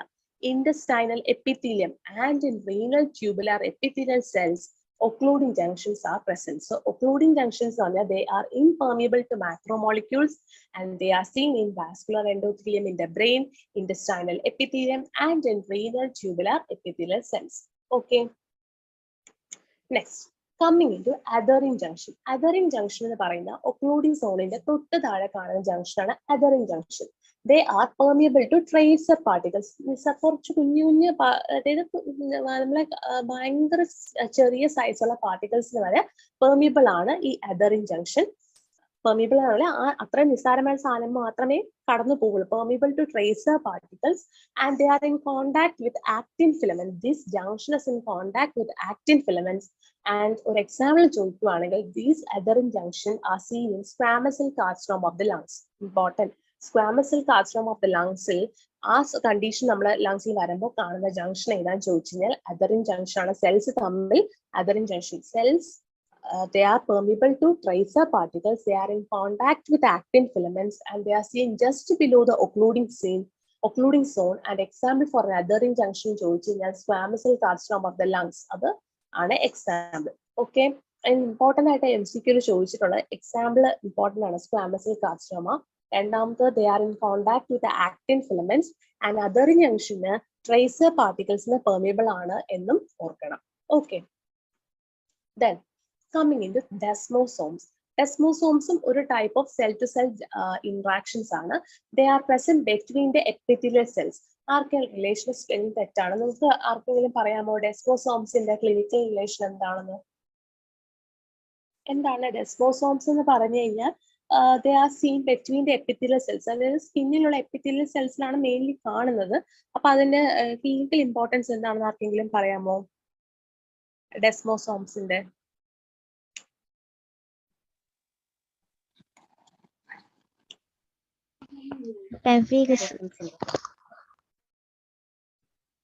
ഡെസ്മോസോംസ് നമ്മൾ പറയും സ്കിൻസിന് നമ്മളെ സ്കിൻസിലാണ് കാണുന്നതെന്ന് പറഞ്ഞു. അപ്പോ നമ്മള് എന്താണ് അതിന്റെ ക്ലിനിക്കൽ റിലേഷൻ? സെല്ലുകൾ തമ്മിൽ യോജിപ്പിക്കുന്ന ജംഗ്ഷൻസ് ആണെന്ന് നമ്മൾ പറഞ്ഞു. അപ്പൊ അതിനകത്ത് നമ്മളെ സ്കിന്നിൽ കാണുന്ന ഒരു സാധനത്തിനെ ജോയിൻ ചെയ്യുന്നതാണ് ഈ ഡെസ്മോസോംസിന്റെ പ്രത്യേകത. കെരാറ്റിനോസൈറ്റ്സ്, സ്കിൻസിലുള്ള കെരാറ്റിനോസൈറ്റ്സ് കേട്ടിട്ടുണ്ടോ? കെരാറ്റിനോസൈറ്റ്സ് എല്ലാം അടുപ്പിച്ച് വെക്കുന്ന പണിയാണ് ഈ ഡെസ്മോസോംസിന്റെ പ്രത്യേകത. പക്ഷെ അപ്പൊ ഈ അടുപ്പിച്ച് വെച്ചില്ലെങ്കിൽ ഒരു ക്ലിനിക്കൽ കണ്ടീഷൻ വരും. അതെന്താണെന്ന് അറിയാമോ? ഈ കെരാറ്റിനോസൈറ്റ്സ്, നമ്മുടെ സ്കിന്നിൽ കാണുന്ന കെരാറ്റിനോസൈറ്റ്സിനെ അടുപ്പിച്ച് പെംഫിഗസ് ആണ് ആൻസർ. ഡെസ്മോസോംസ് എന്ന് പറയുന്ന സാധനം എപ്പിത്തീലിയൽ സെൽസിലാണ് കാണുന്നത് നമ്മൾ പറഞ്ഞു. ഈ ഡെസ്മോസോംസിന്റെ പ്രത്യേകത എന്താണ്? ദേ ജോയിൻ ദ അഡ്ജസന്റ് കെരാറ്റിനോസൈറ്റ്സ്. അഡ്ജസന്റ് ആയിട്ട് കാണുന്ന അല്ലെങ്കിൽ അടുത്തടുത്ത് കാണുന്ന കെരാറ്റിനോസൈറ്റ്സിനെ അടുപ്പിച്ച് വെക്കലാണ് ഈ ഡെസ്മോസോംസിന്റെ പ്രത്യേകത. ഈ ഡെസ്മോസോംസിനകത്ത് മൂന്ന് പ്രോട്ടീൻസ് ഉണ്ട്. അതൊക്കെ നിങ്ങൾ മെഡിസിനിൽ നമ്മൾ പെംഫിഗസ് പഠിക്കുമ്പോൾ പഠിക്കും. പക്ഷെ ജസ്റ്റ് പറയുന്നു, ഡെസ്മോഗ്ലിനും ഡെസ്മോകോളിനും ഡെസ്മോപ്ലാക്കിനും 3 ടൈപ്പ് ഓഫ് പ്രോട്ടീൻസ് ഉണ്ട് ഡെസ്മോസോംസിന്. ഡെസ്മോഗ്ലിന്, ഡെസ്മോകോളിന് ആൻഡ് ഡെസ്മോപ്ലാക്കിൻ, അങ്ങനെ 3 ടൈപ്പ് ഓഫ് പ്രോട്ടീൻസ് ഉണ്ട്. ഈ 3 പ്രോട്ടീൻസിൽ ഏതെങ്കിലും ഒരു പ്രോട്ടീന്റെ പ്രശ്നമാണെങ്കിൽ തന്നെ എന്ത് പറ്റും? ഈ ഡെസ്മോസോംസിന് പ്രശ്നമാണ്. അങ്ങനെ ആകുമ്പോഴേക്കും സെൽസിന് 2 സെൽസിനെ അടുപ്പിച്ച് വെക്കണം എന്ന് ഞാൻ പറഞ്ഞില്ലേ? അങ്ങനെ അടുപ്പിച്ച് വെക്കാൻ കഴിയാതാകുമ്പോൾ എന്ത് പറ്റും? സെൽസിന് അതിൻ്റെതായ ഒരു ഷേപ്പ് ഒക്കെ നഷ്ടപ്പെടും. എന്നിട്ട് ആ നടുക്കുള്ള സ്പേസിൽ കൂടി ഫ്ലൂയിഡ് ഊസ് ഔട്ട് ചെയ്ത് അതൊരു വെസിക്കിൾ ആയിട്ട് ഫോം ചെയ്ത് അല്ലെങ്കിൽ പെംഫിഗസ് ആയിട്ട് ഫോം ചെയ്യും. അതാണ് അതിന്റെ എക്സാമ്പിൾ. നമ്മൾ സിമ്പിൾ ആയിട്ട് പറഞ്ഞു കഴിഞ്ഞാൽ, നമ്മൾ ഈ വീടുകളിൽ നമ്മൾ കല്ല് അടുപ്പിച്ച് സിമെന്റ് വെക്കത്തില്ലേ നടുക്കായിട്ട്, അങ്ങനത്തെ ആ ഗ്യാപ്പ് വലുതായി കഴിഞ്ഞാൽ അതിൽ കൂടെ ലീക്ക് ഔട്ട് ചെയ്ത് വലിയൊരു പെംഫിഗസ് ഫോം ചെയ്യും. അപ്പൊ ഡെസ്മോസോംസ് എന്ന് പറഞ്ഞാൽ നമ്മുടെ സ്കിന്നിൽ കാണുന്നതാണ്. എന്റെ മേജർ റോൾ എന്താണ്? കെരാറ്റിനോസൈറ്റ്സിനെ അടുപ്പിച്ച് വെക്കലാണ് പരിപാടി. അങ്ങനെ വെച്ചാൽ മാത്രമേ സ്കിന്ന് പ്രോപ്പർ ആയിട്ട് ഇരിക്കുള്ളൂ. അപ്പൊ ഈ കെരാറ്റിനോസൈറ്റ്സിനെ അടുപ്പിച്ച് വെക്കാൻ കഴിയും. എന്ത് സംഭവിക്കും? അങ്ങനെ അടുപ്പിച്ച് വെക്കാൻ പറ്റാതാകുമ്പോൾ എന്ത് പറ്റും? ഇതുവഴി നമ്മുടെ ഫ്ലൂയിഡ് ഒക്കെ ഊസ് ഔട്ട് ചെയ്ത് നമ്മുടെ ഒരു പെംഫിഗസ് ആയിട്ട് ഫോം ചെയ്യും. അങ്ങനെയാണ് നമ്മുടെ എപ്പിഡെർമൽ വെസിക്കിൾ ഒക്കെ ഉണ്ടാകുന്നത്. ഓക്കെ,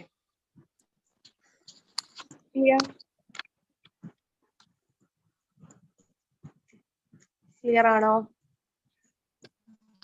യെസ് ഡോക്ടർ, ക്ലിയർ ആണ്. ഒരു മിനിറ്റ്.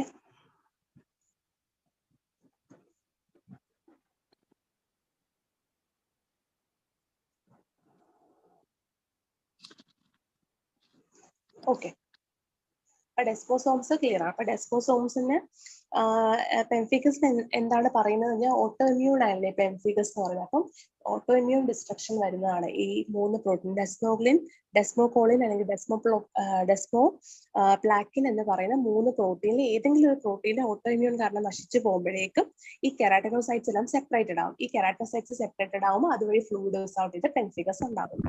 ഓക്കെ, നമ്മൾ ഇത്ര നേരം പറഞ്ഞത് ഫിസിക്കൽ ആയിട്ടുള്ള ഇന്ററാക്ഷൻസ് ആയിരുന്നു. അത് നമ്മുടെ സെല്ല് ഇന്റർസെല്ലുലാർ ജംഗ്ഷൻസ് പറഞ്ഞു. ഇതൊക്കെയാണ് ഇന്റർസെല്ലുലാർ ജംഗ്ഷൻസ്. ഒക്ലൂഡിങ് ജംഗ്ഷൻ പറഞ്ഞു, അദറിങ് ജംഗ്ഷൻസ് പറഞ്ഞു, ഗ്യാപ് ജംഗ്ഷൻസ് പറഞ്ഞു, പിന്നെ എന്ത് പറഞ്ഞു? നമ്മുടെ ഡെസ്മോസോംസ് പറഞ്ഞു. അപ്പം ഇതിനകത്ത് അദറിങ് ജംഗ്ഷൻസിനെ കുറിച്ച് വലിയ ഇതായിട്ട് പറയുന്നില്ല.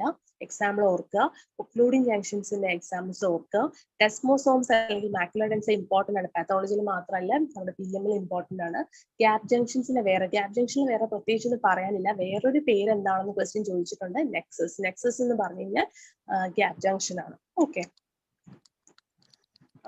Next coming in molecular interaction between cell. ഒരു സെല്ലുകൾ തമ്മിൽ കമ്മ്യൂണിക്കേറ്റ് ചെയ്യുന്നത് മോളിക്കുലർ ലെവലിൽ എന്തൊക്കെ ഇന്ററാക്ഷൻസ് ആണ് നടക്കുന്നതെന്നാണ് അടുത്ത പറയുന്നത്. അതിൽ ഫസ്റ്റ് മോളിക്കുലർ ഇന്ററാക്ഷൻ ആണ് സെൽ അഡഷൻ മോളിക്യൂൾസ് അല്ലെങ്കിൽ CAMS എന്ന് പറയുന്നത്. CAMS, CAMS, cell adhesion molecules. ഇതൊക്കെ നമ്മൾ യൂഷ്വലി ഡിസീസ് കണ്ടീഷനിലൊക്കെ ക്യാംസ് എന്ന് മാത്രമേ കാണുള്ളൂ. കാരണം യൂഷ്വലി എന്താ നമ്മൾ പാത്തോളജിയിൽ ഇതിലേക്ക് ഫുൾ ഫോം പഠിച്ചിട്ടുണ്ടെന്നുള്ളത് കൊണ്ട് ഹോസ്പിറ്റൽ മെഡിസിൻ വരുമ്പോൾ മിക്കവാറും ക്യാംസ് മാത്രമേ എഴുതാറുള്ളൂ.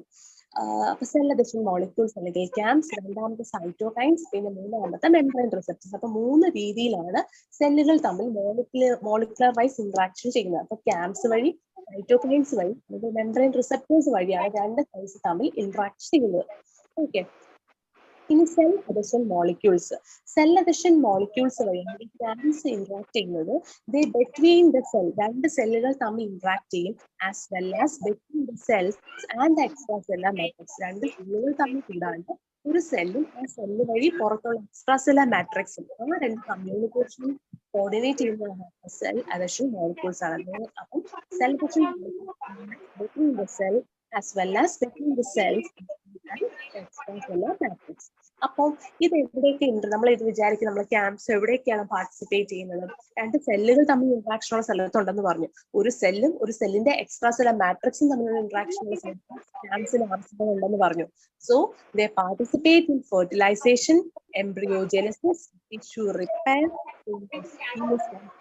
cell death by apostasis and in inflammation.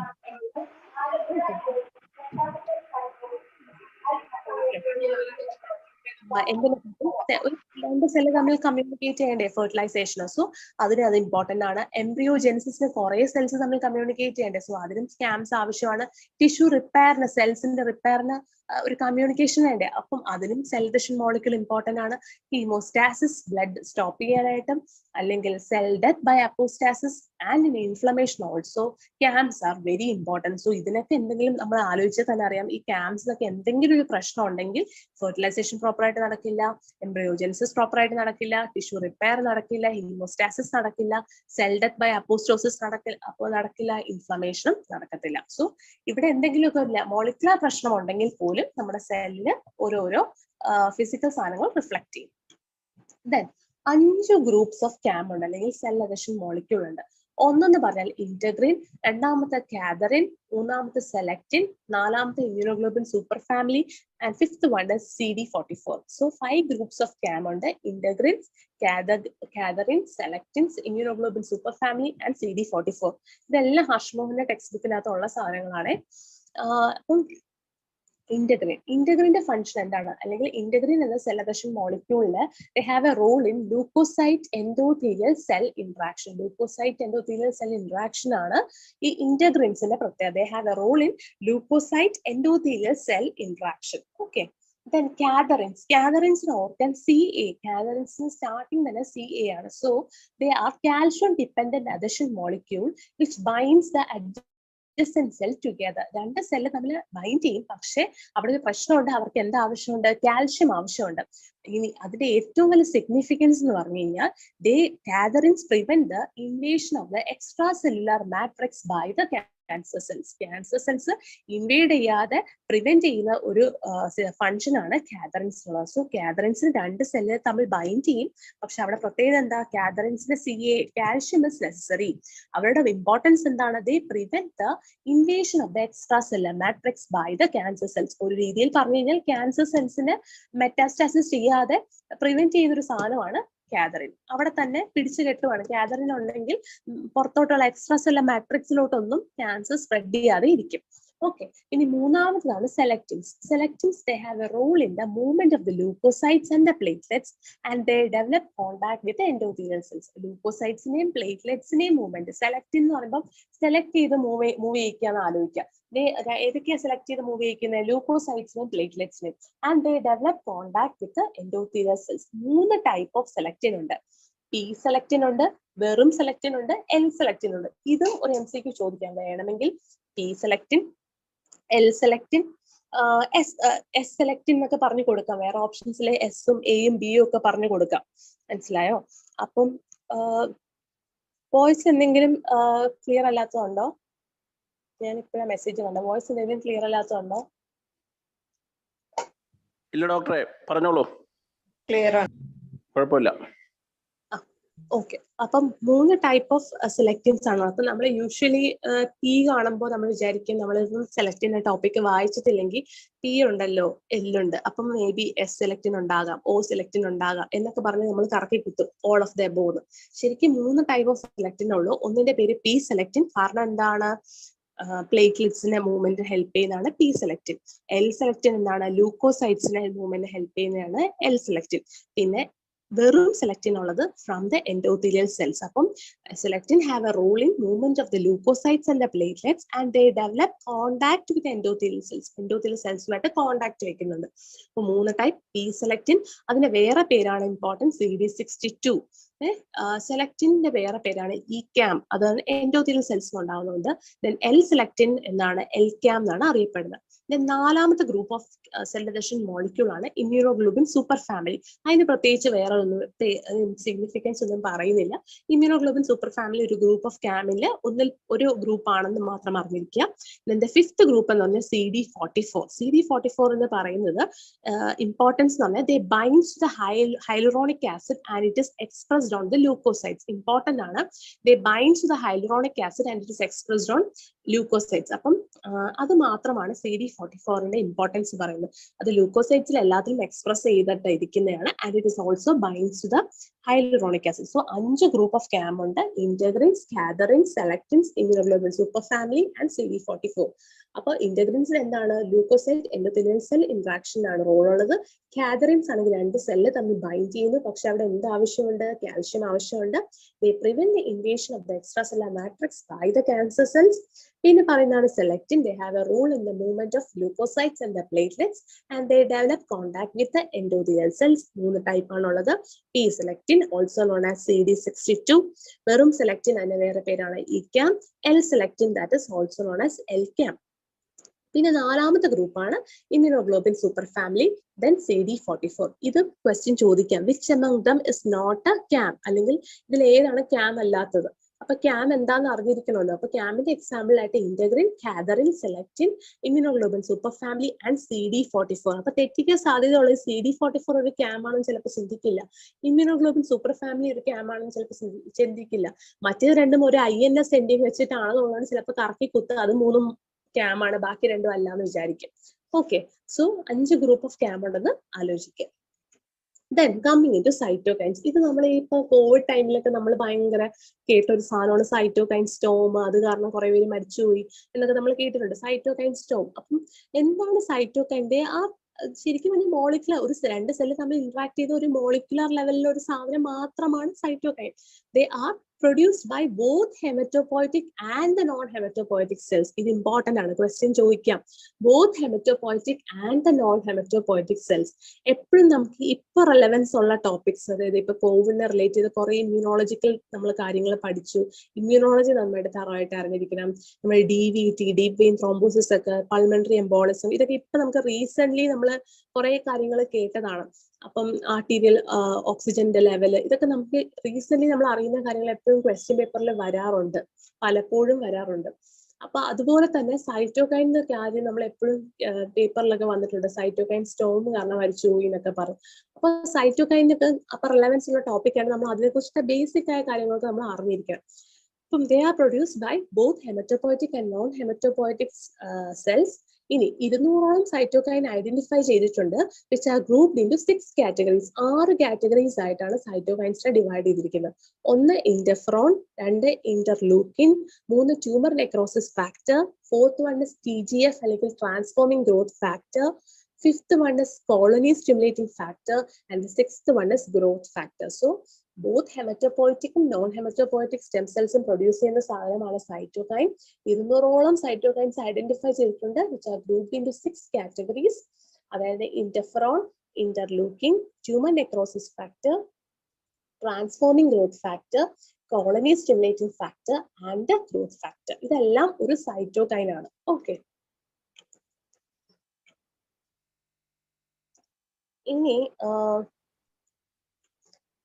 ഇനി ഹീറ്റ് ഷോക്ക് പ്രോട്ടീൻസ് എന്താണെന്ന് അറിഞ്ഞിരിക്കണം. നമ്മളിപ്പോ പറഞ്ഞു രണ്ട് സെല്ലുകൾ തമ്മിൽ ഇന്ററാക്ട് ചെയ്യാനായിട്ട് ജംഗ്ഷൻസ് ഉണ്ട്, അല്ലാതെ മോളിക്കുലർ ലെവൽസും ഉണ്ട്. ഇനി സെല്ലിന്റെ അകത്ത് കുറച്ച് ഇന്ററാക്ഷൻ നടത്തുന്നില്ലേ സെല്ലിന്റെ അകത്ത്, അതിന് ഹെൽപ്പ് ചെയ്യുന്ന ഒരു സാധനമാണ് ഹീറ്റ് ഷോക്ക് പ്രോട്ടീൻസ് അല്ലെങ്കിൽ സ്ട്രെസ് പ്രോട്ടീൻസ്. അതായത് proteins which move the molecule within the cell cytoplasm. സെല്ലിന്റെ സൈറ്റോപ്ലാസിനകത്ത് പ്രോട്ടീൻസ് വിച്ച് മൂവ്സ് ദ മോളിക്യൂൾസിനെ ചെയ്യുന്ന proteins which moves the molecules within the cell cytoplasm are known as heat shock proteins അല്ലെങ്കിൽ stress proteins.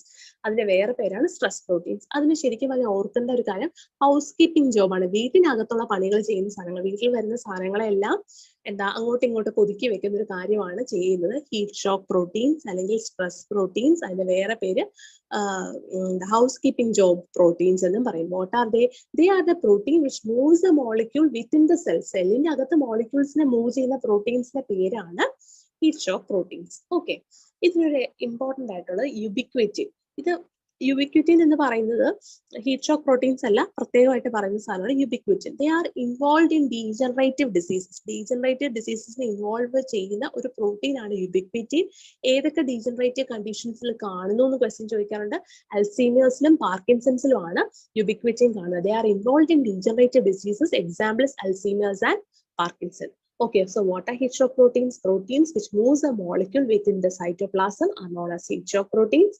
Ubiquitin എന്ന് പറയുന്ന സാധനം degenerative ഡിസീസസിൽ കാണുന്നതാണ്. Example Alzheimer's and Parkinson disease. Okay, ഇനി അടുത്തത് സ്റ്റെം സെൽസ്. ഇമ്പോർട്ടൻ്റ് ആണ്. നമ്മളിപ്പം പറഞ്ഞു കഴിഞ്ഞാൽ സ്റ്റെം സെൽസും ഇപ്പൊ നമുക്ക് തോന്നിക്കഴിഞ്ഞാൽ മെഡിക്കൽ ഫീൽഡിൽ കുറെ ഡെവലപ്മെന്റ് ഒക്കെ വരുന്ന സാധനങ്ങളൊക്കെ സ്റ്റെം സെൽസ് ആണ്. അപ്പൊ അങ്ങനത്തെ കാര്യങ്ങളെ കുറിച്ചും നമ്മൾ അറിഞ്ഞിരിക്കണം. ഓക്കെ, സ്റ്റെം സെൽസ് എന്ന് പറഞ്ഞാൽ എന്താ അതിന്റെ പ്രത്യേകത? ദേ have A self renewal property. സ്വന്തമായിട്ട് പുതിയതായിട്ട് ഉണ്ടാവാൻ കഴിവുള്ള സാധനങ്ങളാണ് സ്റ്റെം സെൽസ് എന്ന് പറയുന്നത്. പിന്നെ ഒരു പോർഷൻ ക്വസ്റ്റ്യൻ ചോദിച്ചു, വാട്ട് ആർ നിഷസ്?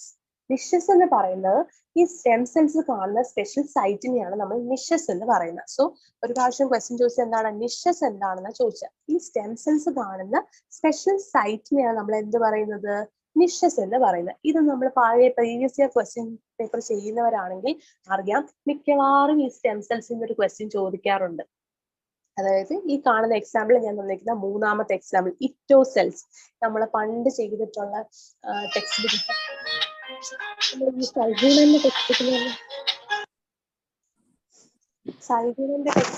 ടെക്സ്റ്റ് എന്ന് പറഞ്ഞ് നമ്മൾ പണ്ട് മുതൽ MCQ ചെയ്യുന്ന സൽഗുണന്റെ ടെക്സ്റ്റ് ബുക്ക് ഇല്ലേ, ആ ടെക്സ്റ്റ് ബുക്കിന്റെ അകത്ത് നമ്മൾ എന്താണ് ക്വസ്റ്റ്യൻസ് വർക്ക്ഔട്ട് ചെയ്യാറുണ്ടല്ലോ.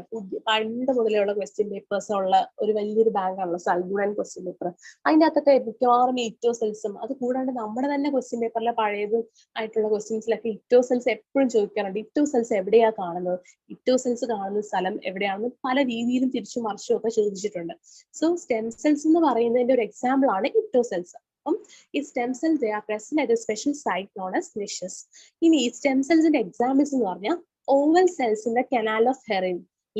ലിവറിൽ കാണുന്നുണ്ട് stem cells. Oval cells in the canal of Hering. പിന്നെ limbus cells in the canal of Schlemm. കണ്ണിൽ എവിടെയാ കാണുന്നതെന്ന് ചോദിച്ചു കഴിഞ്ഞാൽ ലിംബസ് സെൽസ് എവിടെയാ കാണുന്നത്? Canal of Schlemm. Then Ito cells in the space of Disse. ലിവറിന് മാത്രമല്ല ഏത് സ്പേസിലാണ് കാണുന്നതെന്ന് കൂടി അറിഞ്ഞേക്കണം. They are present in the space of Disse.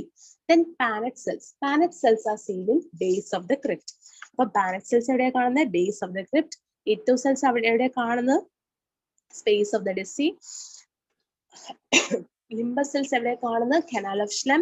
And oval cells in canal of Hering. അപ്പം ഇതാണ് സ്റ്റെം സെൽസിന്റെ ഒരു പ്രത്യേകത. അപ്പൊ സ്റ്റെം സെൽസ് എവിടെയൊക്കെ കാണുന്നു തിരിച്ചും മറിച്ചും ചോദിക്കും. കാരണം ലിവറിന് മാത്രം പഠിച്ചിരുന്നാൽ പോലെ സ്പേസ് ഓഫ് ഡിസി എന്ന് പറഞ്ഞിരിക്കണം. ചിലപ്പോൾ ഓപ്ഷനിൽ സ്പേസ് ഓഫ് ഡിസി മാത്രമായിരിക്കും തരുന്നത്. പിന്നെ കനാൽ ഓഫ് ഹെറിന് മാത്രം പഠിച്ച പോലെ അത് എവിടെയാന്ന് അറിഞ്ഞിരിക്കണം, ലിവറിൽ നിന്ന് അറിഞ്ഞിരിക്കണം. കനാൽ ഓഫ് ഷ്ലെം എവിടെയാന്ന് അതെല്ലാവർക്കും അറിയായിരിക്കും, ഐ എന്നും. പിന്നെ Paneth സെൽസിന്റെ base of the crypt. അപ്പൊ സോ സ്റ്റെം സെൽസിന്റെ പ്രത്യേകത എന്താ? ദേ have A self renewal property. അത് എവിടെയൊക്കെയാ കാണുന്നത്? ആ കാണുന്ന സ്പെഷ്യൽ സൈറ്റിനെ പറയുന്ന പേരാണ് നിഷസ്. ഇനി oval cells in canal of Hering, limbus cells in canal of Schlemm, Ito cells in space of Disse and Paneth cells in the base of the crypts are the example for the stem cells. Okay, then ഇത് important ആണ്. Cell type. നമ്മുടെ ബോഡിയിൽ 3 type cells ഉണ്ട്.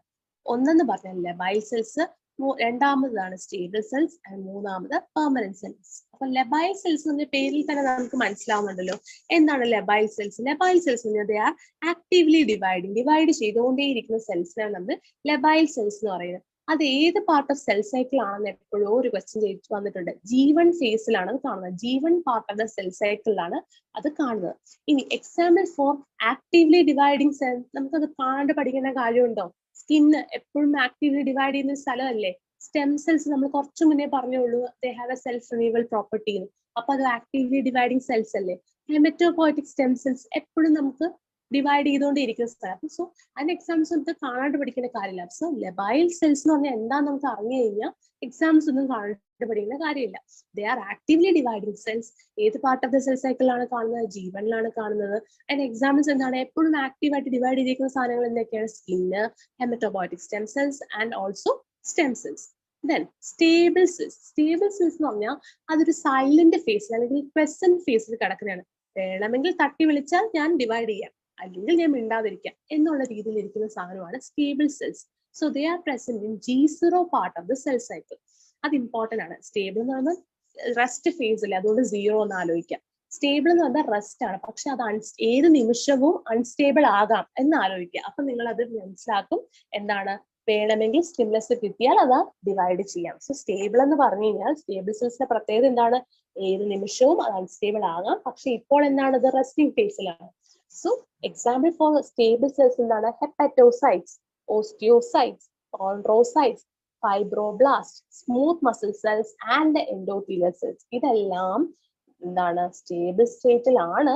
വേണമെങ്കിൽ ഞാൻ പടിയെടുക്കാം എന്നുള്ള അവസ്ഥയിലാണ് സ്റ്റേബിൾ സെൽസ് ഇരിക്കുന്നത്. So hepatocytes, osteocytes, chondrocytes, fibroblast, smooth muscle cells, endothelial cells. അപ്പൊ ഇതൊക്കെ നിങ്ങൾക്ക് കാണാണ്ട് പഠിക്കേണ്ട ആവശ്യമില്ല എക്സാമ്പിൾസിന്റെ കാര്യങ്ങൾ. Okay. Then coming into permanent. Permanent എന്ന് പറഞ്ഞാൽ എന്താ? അവർ ഡിവൈഡ് ചെയ്യാൻ ഉദ്ദേശിക്കുന്നില്ല. ഇനി ഡിവിഷൻ ഇല്ല. അതിന്റെ എക്സാമ്പിൾസ് എന്തൊക്കെ വരും? Neurons, skeletal muscle and cardiac muscles. അതുകൊണ്ടാണ് കാർഡിയാക് മസിൽസിൽ എപ്പോഴും നമ്മൾ എന്താ പറയാ, ലോങ് ടേം ആയിട്ട് BP ഉള്ള ഒരു പേഷ്യൻസിനൊക്കെ നമ്മൾ പറയില്ലേ വെൻട്രിക്കുലർ ഹൈപ്പർട്രോഫി ആണ് സംഭവിക്കുന്നത്. അത് കുറച്ച് കഴിയുമ്പോൾ കുറച്ച് കഴിയുമ്പോൾ ഞാൻ ഹൈപ്പർട്രോഫി എന്താന്ന് പറയാം. അവിടെ ഒരിക്കലും ആ സെൽസ് പിന്നെയും ഡിവൈഡ് ചെയ്യുന്നില്ല. കാരണം ആ സെൽസ് അവിടെ പെർമനന്റ് ആണ്. വേറൊന്നും അവിടെ നശിച്ചു പോയി കഴിഞ്ഞാൽ വേറെ ഒന്നും ചെയ്യാൻ പറ്റില്ല. മയോകാർഡിയൽ ഇൻഫാക്ഷൻ ഒക്കെ വന്നു കഴിഞ്ഞാൽ പെർട്ടിക്കുലർ ഏരിയയിൽ വേറെ ഒന്നും ചെയ്യാൻ പറ്റത്തില്ല. ആ സെൽസ് നശിച്ചു പോകുന്നു. സ്കെൽറ്റൽ മസിൽ, ഒരു പെർട്ടിക്കുലർ ഏരിയയിൽ സ്കെൽറ്റൽ മസിലിൽ ബ്ലഡ് സപ്ലൈ പോയി കഴിഞ്ഞാൽ പിന്നീട് നമുക്ക് കൊണ്ടുവന്നാൽ പോലും എന്താണ് അത് പിന്നെ പഴയതുപോലെ ഫങ്ഷൻ ചെയ്യാത്ത, കാരണം they are the permanent cells. അവിടെ വേറെ ഒന്നും, ന്യൂറോൺസ് നമ്മൾ പറയത്തില്ലേ ബ്രെയിനിലൊക്കെ ഇത്രയും സെക്കൻഡ്സിനുള്ളിൽ ബ്ലഡ് സപ്ലൈ ആ പെർട്ടിക്കുലർ ഏരിയ നശിച്ചു പോകുന്നു. കാരണം എന്താ? They are the permanent cells. അവിടെ നശിച്ചു പോയതാണ്, പിന്നെ നമുക്കൊന്നും ചെയ്യാൻ പറ്റത്തില്ല. So they are the non dividing cells. Examples include neurons, skeletal muscles and the cardiac muscles. എപ്പോഴും കാർഡിയാക് ആലോചിക്കുമ്പോൾ അറ്റാക്ക് ആലോചിക്കുക. അറ്റാക്ക് വന്ന ഒരു പെർട്ടിക്കുലർ ഏരിയ നശിച്ചുതരാം. So they are the permanent cells. Skeletal muscle ആണെങ്കിലും ഒരു പെർട്ടിക്കുലർ ഇഞ്ചുറി ആ മസിലിൽ നെർവ്സിലോട്ട് പോയി കഴിഞ്ഞാൽ സ്കെൽറ്റൽ മസിൽ എന്തെങ്കിലും സംഭവിച്ചു കഴിഞ്ഞാൽ പിന്നെ ഒന്നും നമുക്ക് തിരിച്ച് റീജനറേറ്റ് ചെയ്ത് കൊണ്ടുവരാൻ പറ്റില്ല. So skeletal muscle, cardiac muscles and neurons are the example for the permanent type of cells. Okay. Labile cells, stable cells and permanent cells. Clear? Labile എന്ന് പറയുമ്പോൾ ലെബൈൽ എന്ന് പറയുമ്പോൾ എപ്പോഴും ആക്റ്റീവ്ലി ഡിവൈഡ് ചെയ്യും. സ്റ്റേബിൾ എന്ന് പറയുമ്പോൾ വേണമെങ്കിൽ പണിയെടുക്കാം. പെർമനന്റ് എന്ന് പറഞ്ഞു കഴിഞ്ഞാൽ ഒരിക്കലും ഡിവൈഡ് ചെയ്യത്തില്ല. Okay. Then coming into inflammation. ഇൻഫ്ലമേഷനിൽ 4 കാർഡിനൽ സൈൻസ് എല്ലാവർക്കും അറിയാം, പക്ഷെ ആരാണ് കൊണ്ടുവന്നതെന്ന് അറിഞ്ഞിരിക്കണം. സെൽസസ് ആണ് കൊണ്ടുവന്നേക്കുന്നത് 4 cardinal signs of inflammation: rubor, tumor, calor and dollar.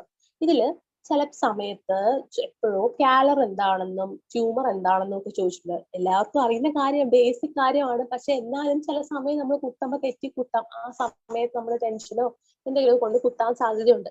റൂബർ എന്ന് പറഞ്ഞാൽ റെഡ്നെസ്, ട്യൂമർ എന്ന് പറഞ്ഞാൽ സ്വെല്ലിംഗ്, കാലർ എന്ന് പറഞ്ഞാൽ ഹീറ്റ് ആൻഡ് ഡോളർ എന്ന് പറഞ്ഞാൽ പെയിൻ. ഡോളർ ഫോർ പെയിൻ, തലവേദന നമ്മൾ ഡോളർ കഴിക്കുന്നത് പോലെ ഡോളർ ഫോർ പെയിൻ എന്ന് ആലോചിക്കാം. ഓക്കെ. ഈ 4 സൈൻസ് കൊണ്ടുവന്നത് ആരാണ്? സെൽസസ് ആണ്. പക്ഷെ ഒരു 5th സൈൻ ഉണ്ട്, that is loss of function which was put forward by Virchow. Virchow ആണ് കൊണ്ടുവന്നത്. That is 5th sign, that is loss of function which was put forward by virtue. Important ആണ്. 4 സൈനും സെൽസസ് ആണ് കൊണ്ടുവന്നത്. 5th sign is loss of function which was put forward by virtue. Then ഇനി നമ്മുടെ സെല്ലിൽ എന്തൊക്കെ junctions ഉണ്ടെന്ന് പറഞ്ഞു, സെല്ലിന്റെ അകത്ത് നടക്കുന്ന ഇന്ററാക്ഷൻസ് എന്താണെന്ന് പറഞ്ഞു. ഇനി സെല്ലുലാർ ഇവന്റ്സ്, എന്തൊക്കെ ഇവന്റ്സ് ആണ് സെല്ലിൽ നടക്കുന്നതെന്ന് നമുക്ക് പറയാം. ഇതിലെ ഓരോ വാക്കുകളും സെപ്പറേറ്റ് ആയിട്ട് ക്വസ്റ്റ്യൻ ചോദിച്ചിട്ടുണ്ട്. അതായത് മാർജിനേഷൻ എന്താണ്, റോളിംഗ് എന്താണ്, ഡയാപെഡിസിസ് എന്താണ്, കീമോടാക്സിസ് എന്താണ്, ഇതെന്താണെന്ന് നമ്മൾ അറിഞ്ഞിരിക്കണം. മാർജിനേഷൻ എന്ന് പറഞ്ഞാൽ എന്താ, ഒരു സെല്ലിൽ എന്തെങ്കിലും പ്രശ്നം പറ്റിക്കഴിഞ്ഞാൽ ആദ്യം എന്ത് ചെയ്യും, ഈ ലൂക്കോസൈറ്റ്സ് എന്ത് ചെയ്യും, പെരിഫറി, സെല്ലിന്റെ പെരിഫറി ചെന്ന് അക്യുമുലേറ്റ് ചെയ്യും. Accumulation of leukocytes in the periphery is known as margination. ഒരു സെല്ലില് ആദ്യം ഉണ്ടാകുന്ന ഒരു ഇവന്റ് ആണ് മാർജിനേഷൻ. ഒരു സെല്ലിൽ എന്തെങ്കിലും ഡാമേജ് സംഭവിക്കുന്നതിന് മുന്നേ ആദ്യം എന്ത് സംഭവിക്കും, മാർജിനേഷൻ വരും. That is accumulation of leukocytes in the periphery.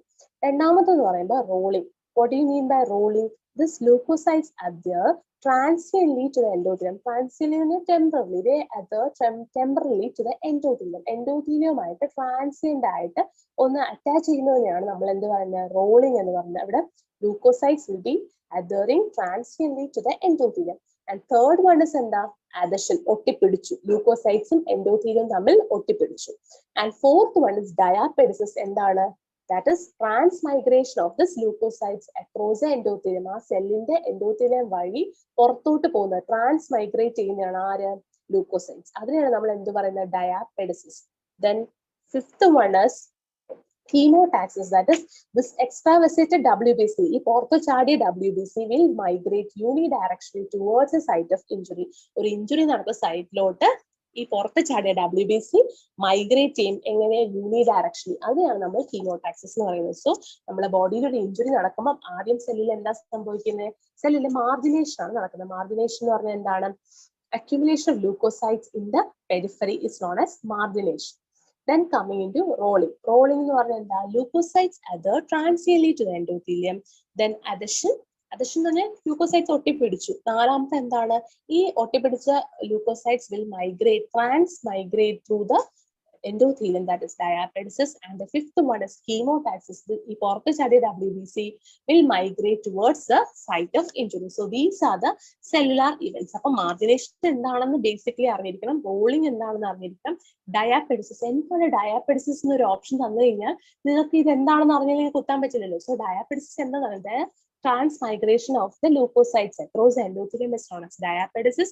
Chemotaxis എന്ന് പറഞ്ഞാൽ പുറത്ത് ചാടിയ WBC will migrate unidirectionally towards the site of injury. Then coming into chronic inflammation. ഒരു ക്രോണിക് ആയിട്ടൊരു ഇൻഫ്ലമേഷൻ ഉള്ള ഒരു പെർട്ടിക്കുലർ ഏരിയയിൽ എന്താണ് കാണുന്നത് ചോദിച്ചു കഴിഞ്ഞാൽ, there will be infiltration of macrophages, lymphocytes അല്ലെങ്കിൽ പ്ലാസ്മ സെൽസ്. മാക്രോഫേജസോ ലിംഫോസൈറ്റ്സോ പ്ലാസ്മോ സെൽസ് ആയിരിക്കാം ഒരു ക്രോണിക് സൈറ്റ് ഓഫ് ഇൻഫ്ലമേഷനിൽ ഇൻഫിൽട്രേറ്റ് ചെയ്യുന്നത്. അല്ലെങ്കിൽ ആ ഒരു ക്രോണിക് സൈറ്റ് ഓഫ് ഇൻഫ്ലമേഷനിൽ കാണപ്പെടുന്ന എന്തൊക്കെ സാധനങ്ങളാണെന്ന് ഓപ്ഷനിൽ ചോദിച്ചു കഴിഞ്ഞാൽ മാക്രോഫേജസ് കാണാം, ലിംഫോസൈറ്റ്സ് കാണാം, പ്ലാസ്മ സെൽസ് കാണാം. മിക്കവാറും നമ്മളെ ആദ്യം കാണുമ്പോൾ ചാടി കയറി കുത്തുന്ന പോലെ മാക്രോഫേജസ് കണ്ടു കഴിഞ്ഞാൽ ചിലപ്പോൾ ആദ്യം മാക്രോഫേജസ് കയറി കുത്തും, പിന്നെ താഴെ ഓപ്ഷൻസ് പോലും നോക്കത്തില്ല. രണ്ടാമത്തെ ഓപ്ഷൻ ചിലപ്പോൾ ലിംഫോസൈറ്റ്സ് ആയിരിക്കും, മൂന്നാമത്തെ ഓപ്ഷൻ പ്ലാസ്മ സെൽസ് ആയിരിക്കും, നാലാമത്തെ ഓൾ ഓഫ് ദ ബോ ആയിരിക്കും. അപ്പം എപ്പോഴും ഓപ്ഷൻസ് ആദ്യം A തൊട്ട് D വരെ ഉള്ളത് കറക്റ്റ് ആയിട്ട് വായിച്ചിട്ട് മാത്രമേ കുത്താൻ പാടുള്ളൂ. ദെൻ നിങ്ങൾക്ക് എല്ലാവർക്കും അറിയാം ക്രോണിക് ഇൻഫ്ലമേഷനിൽ എന്തായിരിക്കും കാണുക, tissue destruction will be present. എന്തായിരിക്കും, കുറെ കാലമായിട്ട് ഒരു ഇൻഫ്ലമേഷൻ പ്രസന്റ് ചെയ്ത് കഴിഞ്ഞാൽ അവിടുത്തെ ടിഷ്യൂ നശിച്ചു പോയിട്ടുണ്ടാവും. And there will be proliferation of small vessels and fibrosis. ചെറിയ ചെറിയ ബ്ലഡ് വെസൽസ് പ്രോളിഫറേറ്റ് ചെയ്യാൻ ശ്രമിക്കുന്നുണ്ടാവും, പക്ഷേ and also there will be fibrosis will be also be present. So chronic inflammation la infiltration of macrophages, lymphocytes and plasma cells, tissue destruction ഉണ്ടായിരിക്കും, proliferation of small blood vessels and fibrosis will be present. Chronic inflammation ബാക്കി details ആയിട്ട് എന്താണ് അതിന്റെ definition അങ്ങനത്തെ സാധനങ്ങളൊന്നും പോകുന്നില്ല. Just ഒരു എക്സാമിന് ചോദിച്ചു കഴിഞ്ഞാൽ നിങ്ങൾക്ക് ഇങ്ങനത്തെ കാര്യങ്ങൾ അതിൻ്റെ അകത്ത് ഉണ്ട് എന്ന് അറിഞ്ഞിരിക്കണം. ഇൻഫ്ലമേഷനിൽ എന്തൊക്കെ സാധനങ്ങളാണ് അവിടെ കാണുന്നതെന്നും അവിടെ എന്താണ് ആ സൈറ്റിൽ നടക്കുന്ന ചേഞ്ച് എന്താണെന്ന് പറഞ്ഞു. സൈറ്റിൽ നടക്കുന്ന ചേഞ്ച് എന്താണ്, പ്രോളിഫറേഷൻ സ്മോൾ വെസൽസും ഫൈബ്രോസിസും ടിഷ്യൂ ഡിസ്ട്രക്ഷനും. അവിടെ ആരാ ഇത് നടത്തുന്നത്, മാക്രോഫേജസും ലിംഫോസൈറ്റ്സും പ്ലാസ്മ സെൽസും. ഇത്രയുള്ള ബേസിക് നോളജ് ഉണ്ടായിരുന്നാൽ മതി. ഓക്കെ, ദെൻ ഒരു അക്യൂട്ട് ഇൻഫ്ലമേഷൻ ഹോൾമാർക്ക് എന്താണെന്ന് ചോദിച്ചു കഴിഞ്ഞാൽ this is increased vascular permeability. Increased vascular permeability is the hallmark of the acute inflammation. Okay, അപ്പം നമ്മളെ ഒരു അക്യൂട്ട് ഇൻഫ്ലമേഷൻ വന്നു കഴിഞ്ഞാൽ നമുക്ക് എപ്പോഴും അറിയാം, ഒരു പെട്ടെന്ന് ഇൻഫ്ലമേഷൻ വന്നു ഭയങ്കര ചുമപ്പായിരിക്കും ആ ഭാഗത്ത്. അതെന്തുകൊണ്ടാണ്? ഇൻക്രീസ്ഡ് വാസ്കുലർ പെർമിയബിലിറ്റി കൊണ്ട് ചുമപ്പും നീരും ഒക്കെ ആയിരിക്കും. പെട്ടെന്ന് നീരടിച്ച് ചുമന്ന് വരുന്നതല്ല. അപ്പൊ ഇൻക്രീസ്ഡ് വാസ്കുലർ പെർമിയബിലിറ്റി കാരണമാണ് എന്താണ് അക്യൂട്ട് ഇൻഫ്ലമേഷൻ ഹോൾമാർക്ക് എന്ന് പറയുന്നത്. ഹോൾമാർക്ക് ഓഫ് ക്രോണിക് ഇൻഫ്ലമേഷൻ, ഒരു സാധനം കണ്ടിട്ട് നമുക്ക് എപ്പോഴും പറയാം ഇത് ക്രോണിക്കലി ഉള്ള സാധനമാണെന്ന് നമുക്ക് എങ്ങനെ പറയാൻ പറ്റും? അവിടുത്തെ ടിഷ്യൂ ഡിസ്ട്രക്ഷൻ ആയിരിക്കും. അപ്പൊ the hallmark of the chronic inflammation is tissue destruction, whereas the hallmark of the acute inflammation is increased vascular permeability. കാണുമ്പോൾ തന്നെ നീരടിച്ച് നീരും ചുവപ്പൊക്കെ ഉണ്ടായി, ഇതൊരു അക്യൂട്ട് ഇൻഫ്ലമേഷൻ ആണ്. അടുത്ത ടിഷ്യൂ ഡിസ്ട്രക്ഷൻ ആണ്. അപ്പൊ അതെന്താണ്? ക്രോണിക് ഇൻഫ്ലമേഷൻ ആണ്. അതാണ് ഹോൾമാർക്ക് എന്ന് ഉദ്ദേശിക്കുന്നത്. So hallmark of acute inflammation is increased vascular permeability, and the hallmark of the chronic inflammation is tissue destruction. Then coming into wound healing. നമുക്ക് എല്ലാവർക്കും മുറിവുകൾ സംഭവിച്ചിട്ടുണ്ടാകും. അതിന് 3 ഫേസസിൽ കൂടെ പോയിട്ടുണ്ടാകും. നമുക്ക് ആ ഒരു പ്രത്യേകിച്ച് ഫേസസ് ആയിട്ട് എടുത്തു പറയുകയാണെങ്കിൽ ഫസ്റ്റ് ഫേസ് ഓഫ് ഇൻഫ്ലമേഷൻ. അതായത് എവിടെയെങ്കിലും ചെന്ന് ഒരഞ്ഞ് വീണ സമയത്ത് എന്തായിരിക്കും? അവിടെ ചോര വന്നു, അവിടെ വീർത്തു, അങ്ങനെയൊക്കെ വരുന്ന സാധനം. That is inflammation. That is increased vascular permeability is first phase. First phase എന്ന് പറയുന്നത് is inflammation. Second phase is proliferation. അതായത് ഗ്രാനുലേഷൻ ടിഷ്യൂ ഫോം ചെയ്യുക. 2ാമത്തെ ദിവസം ഒക്കെ ആകുമ്പോഴേക്കും അതിന്റെ ഫ്രണ്ട് 2-3 ദിവസം കഴിയുമ്പോഴേക്കും നമുക്ക് പയ്യെ ഒരു ഹീലിംഗ് സ്റ്റേജ് പോലെ തോന്നാം. അടുത്ത ദിവസം അല്ല 2-3 ദിവസം കഴിയുമ്പോൾ അത് വൂണ്ടിന്റെ സൈസും ഡെപ്തും ഡിപ്പെൻഡ് ചെയ്തിരിക്കും. അതിനെയാണ് നമ്മൾ പ്രോളിഫറേഷൻ എന്ന് പറയുന്നത്. And third one is maturation. Wound mature ആയി എന്ന് പറഞ്ഞാൽ എന്താണ് അതിനർത്ഥം? ടൈപ്പ് 3 കൊളാജൻ ഫോം ഇവിടെ ആ വൂണ്ടിൽ ഫോം ചെയ്യുന്നത് ടൈപ്പ് 3 കൊളാജൻ ആണ്. അതിനെ റീപ്ലേസ് ചെയ്ത് ടൈപ്പ് 1 കൊളാജൻ ഉണ്ടാകുമ്പോഴാണ് wound is matured എന്ന് പറയുന്നത്. When the wound is matured, type 3 collagen formed is replaced by the type 1 collagen. Type 1 collagen വന്ന് ടൈപ്പ് 3 കൊളാജനെ മാറ്റി ആ സെൽ സൈഡിൽ ടൈപ്പ് 1 കൊളാജൻ ആയിട്ട് പ്ലേസ് ചെയ്യുമ്പോഴാണ് എന്താണ് മെച്ചുറേഷൻ എന്ന് പറയുന്നത്. സോ യൂഷ്വലി ഒരു ഇഞ്ചുറി ഉണ്ടാകുമ്പോൾ